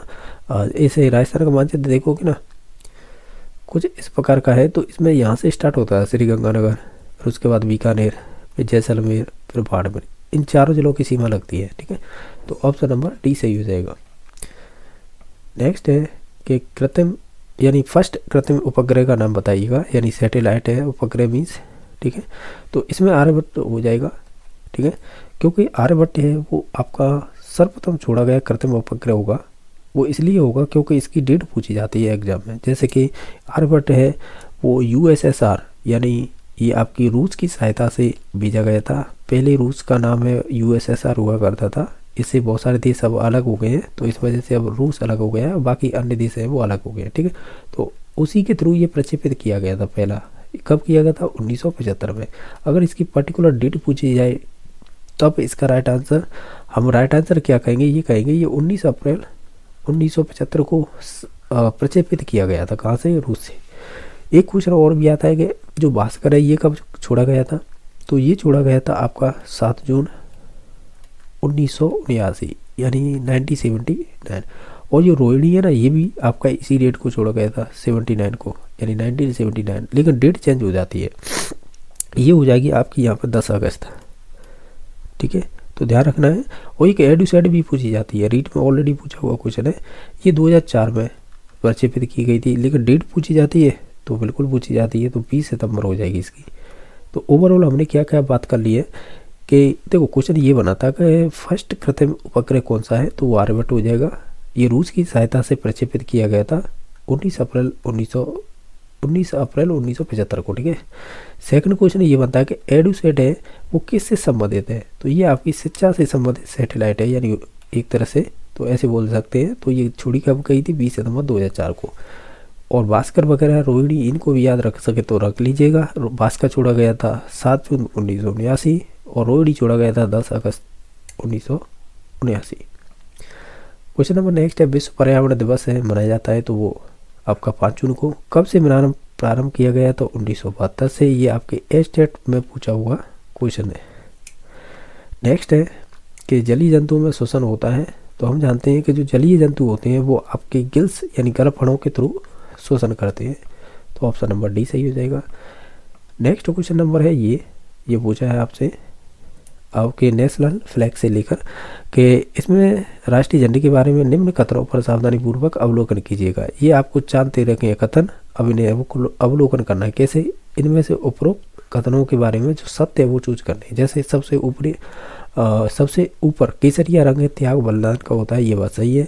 बीच में सफ़ेद रंग शांति का प्रतीक होता है, ये भी बात सही है। मध्य में जो चक्र होता है वो शांति खुशहाली का नहीं होता है, ये गलत है। वो आपकी प्रगति से संबंधित होता है, न कि आपके शांति और खुशहाली से। बाकी नीचे का हरा रंग शांति खुशहाली का प्रतीक होता है, ये सही है। यानी 1, 2, 4 सही है और 3 गलत है। 1, 2, 4 सही है और 3 गलत है, तो ऑप्शन नंबर सी सही हो जाएगा। क्वेश्चन नंबर नेक्स्ट है, वातावरण के अनुरूप पौधे एवं जंतुओं में पाए जाने वाले जो शारीरिक लक्षण होते हैं ना, उन्हें कहते हैं अनुकूलन। जैसे ठंडे प्रदेशों में भालू पाया जाता है, उसमें बहुत सारे बाल होते हैं, आपके शरीर पर देखे होंगे उसके पे, तो निश्चित तौर से वहाँ के अनुकूलन के अकॉर्डिंग ही होते हैं। आपने एक पढ़ा होगा लैमार्क और एक पढ़ा होगा डार्विन, तो ये किससे संबंधित है, ये अनुकूलन से ही संबंधित है, वो बता देते हैं। जैसे वातावरण में रहते हैं और वैसे ही हम उस प्रकृति के अनुसार ढल जाते हैं। जैसे लैमार्क की जिराफ वाला एग्जाम्पल हम देते हैं, उसकी गर्दन है वो बड़ी हो गई थी यानी लंबी हो गई थी। डार्विन का नेचुरल सिलेक्शन नियम है, प्राकृतिक चयन का सिद्धांत, तो ये आप 12th में पढ़ेंगे। हालांकि 10th में शॉर्ट में दे रखा है, लेकिन 12th में इसे अच्छी प्रकार से पढ़ेंगे अनुकूलन को। ठीक है, तो हालांकि यहाँ पे तो केवल एक यही पूछा था शारीरिक लक्षणों को लेकर। क्वेश्चन नंबर नेक्स्ट है, हमारे राज्य का पक्षी अभ्यारण्य किस जिले में स्थित है, जिसे हम बोलते हैं केवलादेव घना पक्षी अभ्यारण्य बोलते हैं। ये आपका है आपके भरतपुर जिले में। ठीक है, भरतपुर कहाँ है, ये रहा। ध्यान रखना है, ये विश्व यानी यूनेस्को विश्व धरोहर में इसे शामिल किया गया था 1975 में, सॉरी 72 नहीं 75 है। ठीक है, 75 में। और घना पक्षी अभ्यारण्य कब घोषित किया गया था, 1972 में। ये भी डेटा पूछी जाती हैं। नेक्स्ट है, इसमें से वायु से संबंधित कौन सा सही नहीं है। देखो वायुयान उड़ते हैं वायु में, ये बात सही है। वायु में भार होता है निश्चित तौर से, और वायु स्थान घेरती है, ये भी बात सही है। वायु में रंग होता है, इसका कोई भी रंग नहीं होता है, तो यही कथन गलत हो जाएगा, हमें गलत पूछा था। नेक्स्ट क्वेश्चन नंबर है कि घड़ी की स्प्रिंग में संग्रहित ऊर्जा कौन सी होती है। घड़ी हो गई, मशीनें होती है, तो इनमें इनका यांत्रिक बोलते हैं सही ऊर्जा। ठीक है, तो ऑप्शन नंबर 1 सही हो जाएगा। नेक्स्ट क्वेश्चन नंबर है कि जो पीने के पानी में रोगाणुनाशक डालते हैं, तो वो आपकी KMNO4, इसका सूत्र होता है रासायनिक KMNO, यानी गलत लिख दिया है, KMNO4 होता है, जिसे बोलते हैं पोटेशियम परमैंगनेट, और साथ ही साथ क्लोरीन गैस भी इसमें उपयोग की जाती है, तो ऑप्शन नंबर ए सही हो जाएगा। नेक्स्ट है कि निम्न को सावधानी से देखिएगा। ये आपको एक प्रतीक चिन्ह दे रखा है, ये यातायात के थ्रू बताना है इसका अर्थ क्या होगा, तो हम कहेंगे ये खराब सड़क है, तो ऑप्शन नंबर डी सही हो जाएगा। क्वेश्चन नंबर 137 है, इसमें छोटी माता एवं रेबीज रोग का कारण क्या होगा, तो वो एक वायरस हो जाएगा। हालांकि एक प्रोटोजोआ द्वारा मादा एनाफिलीज मच्छर के थ्रू रोग होता है, तो वो ध्यान रखना है, परीक्षा में पूछा हुआ है ये रीट में। ठीक है, बैक्टीरिया तो बहुत सारी बीमारी होती है, टाइफाइड अन्य चीज़ें भी हो जाती हैं, तो ध्यान रखना है। हमें पूछा था छोटी माता और रेबीज, तो ये दोनों ही वायरस जनित रोग है। क्वेश्चन नंबर नेक्स्ट है, हम भोजन करते हैं वो पाचन करते हैं, इस पचित भोजन के उपयोगी पदार्थों का अवशोषण कहाँ पे होता है, यानी एब्जॉर्ब। तो ये हमारी छोटी आंत होती है ना, उसकी दीवारों पर होता है, जहाँ पर विलाई पाए जाते हैं, या इन्हें रसांकुर कहते हैं, तो यहीं पर सर्वाधिक अवशोषण होता है। तो ये ध्यान रखना है, इनका क्षेत्रफल है वो बढ़ जाता है, जिसकी वजह से अवशोषण अधिक हो जाता है। ठीक है, ये अच्छा क्वेश्चन है। क्लास 7 की NCERT बुक है, उसमें दे रखा है ये चैप्टर, शायद तीसरा या चौथा चैप्टर है, उसमें ही दे रखा है ये वाला क्वेश्चन। ठीक है, पीछे की साइड देखेंगे तो उसमें मिल जाएगा, जो प्रैक्टिस सेट होते हैं उसके। नेक्स्ट है कि पौधे प्रकाश संश्लेषण द्वारा भोजन बनाते हैं, प्रकाश संश्लेषण की क्रिया में निम्न आवश्यक है, यानी कौन कौन से इसमें आवश्यक होंगे। तो हम कहेंगे एक तो कार्बन डाइऑक्साइड की ज़रूरत होती है, पौधे श्वसन के रूप में लेते हैं, जल भी लेंगे, सूर्य का प्रकाश भी लेंगे, एवं प्राणांत। एक इसकी रिएक्शन चलती है, इसके थ्रू ये क्वेश्चन बनाया गया है, तो इसका ऑप्शन नंबर सी सही हो जाएगा। ये पहली बात तो जैव रासायनिक प्रक्रिया होती है, इसे बोलते हैं बायोकेमिकल रिएक्शन। ठीक है, और क्या है, पहली बात तो ये होगी। सेकंड ये होगी, इसमें 6 कार्बन डाइऑक्साइड के अणु, 6 ही जल के अणु ये मिलेंगे, लेकिन मिलने से पहले यहाँ पे एक प्रोसेस होती है, जो हमारी पत्तियाँ होती हैं ना प्लांट्स की, तो उनमें क्या पाया जाता है, क्लोरोफिल पाया जाता है ना, तो इसे क्लोरोफिल को लिखिएगा, यही काम की चीज़ है, यही हमारे प्रकाश को एब्जॉर्ब करता है, यानी प्रकाश में तो वो ये सनलाइट जो भी आएगी सूर्य की, इसके थ्रू फिर आगे की प्रोसेस होती है भोजन बनाना, वो अलग चीज़ है, लेकिन ये चीज़ें हमें पूछी गई थी केवल क्वेश्चन में ये वाली है। देखिए ध्यान से, CO2 है, ये रही कार्बन डाइऑक्साइड, जल है H2O, ये भी है, सूर्य का प्रकाश है, ये है प्रकाश, सूर्य का प्रकाश, और आपकी जो पत्तियों में क्लोरोफिल पाया जाता है, ये बनाया है क्वेश्चन। ठीक है, बाकी इसके बाद क्या बनेगा प्रोडक्ट, वो बनेगा एक तो कार्बोहाइड्रेट, जिसे हम ग्लूकोज कहेंगे, C6H12O6 प्लस 6 जल के अणु और 6 ही ऑक्सीजन के अणु आपको प्राप्त होंगे। तो इस प्रकार ये ग्लूकोज कहिए या कार्बोहाइड्रेट, क्योंकि हमें प्लांट्स के लिए इसे कार्बोहाइड्रेट कहेंगे, क्योंकि भोजन के रूप में इसे ही यूज़ करता है। तो कार्बोहाइड्रेट बनेगा, जल के अणु बनेंगे और ऑक्सीजन के, ऑक्सीजन हमें प्राप्त होती है, जैसे प्राणवायु कहेंगे, और प्लांट्स कौन सी वायु लेते हैं, वो CO2 लेते हैं खुद के लिए। ठीक है, तो ऑप्शन नंबर सी सही हो जाएगा। नेक्स्ट है कि मानव शरीर का तापमान होता है, तो ये तीन प्रकार से याद रखिएगा। 37 डिग्री सेल्सियस होता है, ये तो सेल्सियस में, और फ़ारेनहाइट में 98.6 फ़ारेनहाइट होता है, और एक और होता है केल्विन में, वो 310 केल्विन होता है। ये 3 टेम्परेचर याद रखिएगा, इन्हीं से क्वेश्चन बनते हैं। उदयपुर तथा भीलवाड़ा जिले में मिलने वाली खनिज कौन कौन से हैं, यानी जो मिनरल्स है यहाँ पे पाए जाते हैं वो कौन कौन से, देखो यहाँ पे चांदी भी पाई जाती है, तांबा भी पाया जाता है, सीसा और जस्ता, तो ऑप्शन नंबर ए सही हो जाएगा। क्वेश्चन नंबर नेक्स्ट है कि राजस्थान के किस जिले में पेट्रोलियम निकाला जाता है, वो एकमात्र बाड़मेर है। हालांकि निकाले तो और जिले से भी जाते हैं, लेकिन जो फेमस है वो है आपका मंगला क्षेत्र। ये मंगला क्षेत्र यहीं से निकाला जाता है, और यहाँ पे जो कंपनी काम कर रही है वो है केयर्स के नाम से, केयर्स इंडिया के नाम से। ठीक है, ये भी क्वेश्चन बन जाते हैं कि कौन सी कंपनी निकाल रही है वहाँ पे पेट्रोल। तो देखो तेल से भी संबंधित जैसलमेर का नाम आ जाता है, लेकिन पेट्रोलियम की बात करेंगे तो यहाँ पर करीबन 7 क्षेत्र हैं वहाँ से निकाले जा रहे हैं, जिसमें से मंगला फेमस है। तो ऑप्शन नंबर इसका डी सही हो जाएगा। 143 नंबर, सूर्य ग्रहण होता है तब हम ये कहेंगे, ये तो हमारा सूर्य है, यानी जिसे सन लिख दिया, और सन यहाँ पे लिख देते हैं मून, MOON, मून यानी चंद्रमा है ये, और इसके मध्य में अगर पृथ्वी यानी अर्थ यानी ई लिख दिया है, अगर ये बीच में आ जाएगी ना, तब तो इसे चंद्र ग्रहण कह रहे हैं हम। ठीक है, अगर यही सन है, और यानी यहाँ सन लिख देते हैं, सन है, और यहाँ पे अगर चंद्रमा आ जाएगा यानी मून, और यहाँ पे पृथ्वी हो, तब फिर इसे कहेंगे सूर्य ग्रहण है। तो ये ध्यान रखना है, सूर्य ग्रहण की स्थिति कब होती है, जब चंद्रमा बीच में आता है, चंद्र ग्रहण की स्थिति जब होती है जब पृथ्वी बीच में आती है। तो ये तो होगा चंद्र ग्रहण, ये हो गया सूर्य ग्रहण। तो ध्यान रखना है, इसका तो राइट आंसर 1 नंबर ऑप्शन हो जाएगा। राष्ट्रीय पशु कौन है, वो हमारा बाघ हो जाएगा। सूर्य नगरी वो जोधपुर हो जाएगी, इसे ब्लू सिटी भी बोलते हैं, और इसकी स्थापना है राव जोधा ने की थी, राव जोधा ने जोधपुर की। पर्टिकुलर अगर सन पूछे, क्योंकि प्रत्येक, जैसे उदयपुर की स्थापना किसने की थी, ठीक है, और जयपुर की स्थापना कब हुई थी, और आपके जैसे जोधपुर की स्थापना कब हुई थी, इनसे संबंधित क्वेश्चन बहुत ज़्यादा पूछे जाते हैं परीक्षाओं में, ठीक है। अगर डेट पूछे 1459 किसने, राव जोधा ने की थी। नेक्स्ट देख लेते हैं, निम्न में से कौन सा कथन सही है, तो हम कहेंगे दहेज है ना और जो बाल श्रम है ये सामाजिक बुराइयां होती हैं, तो ये वाला सही है। इसमें पूछा है कि मानव शरीर हड्डियों का ढांचा मात्र रह जाता है, इसका कारण क्या है। जब दारू पिएंगे ना आप, दारू मीन से जो एल्कोहल बोलते हैं साइंस में, एल्कोहल कहिएगा या इसे रासायनिक सूत्र C2H5OH, इसे एथिल एल्कोहल बोलते हैं, दारू कहिएगा या इसे शराब कहिएगा, वो एक ही बात है, ठीक है। अगर अधिक समय तक या लंबे समय तक आप दारू पिएंगे तो निश्चित तौर से आपका शरीर है वो हड्डियों का ढांचा मात्र रह जाएगा, और इस रोग को क्या कहते हैं, इसे कहते हैं सिरोसिस।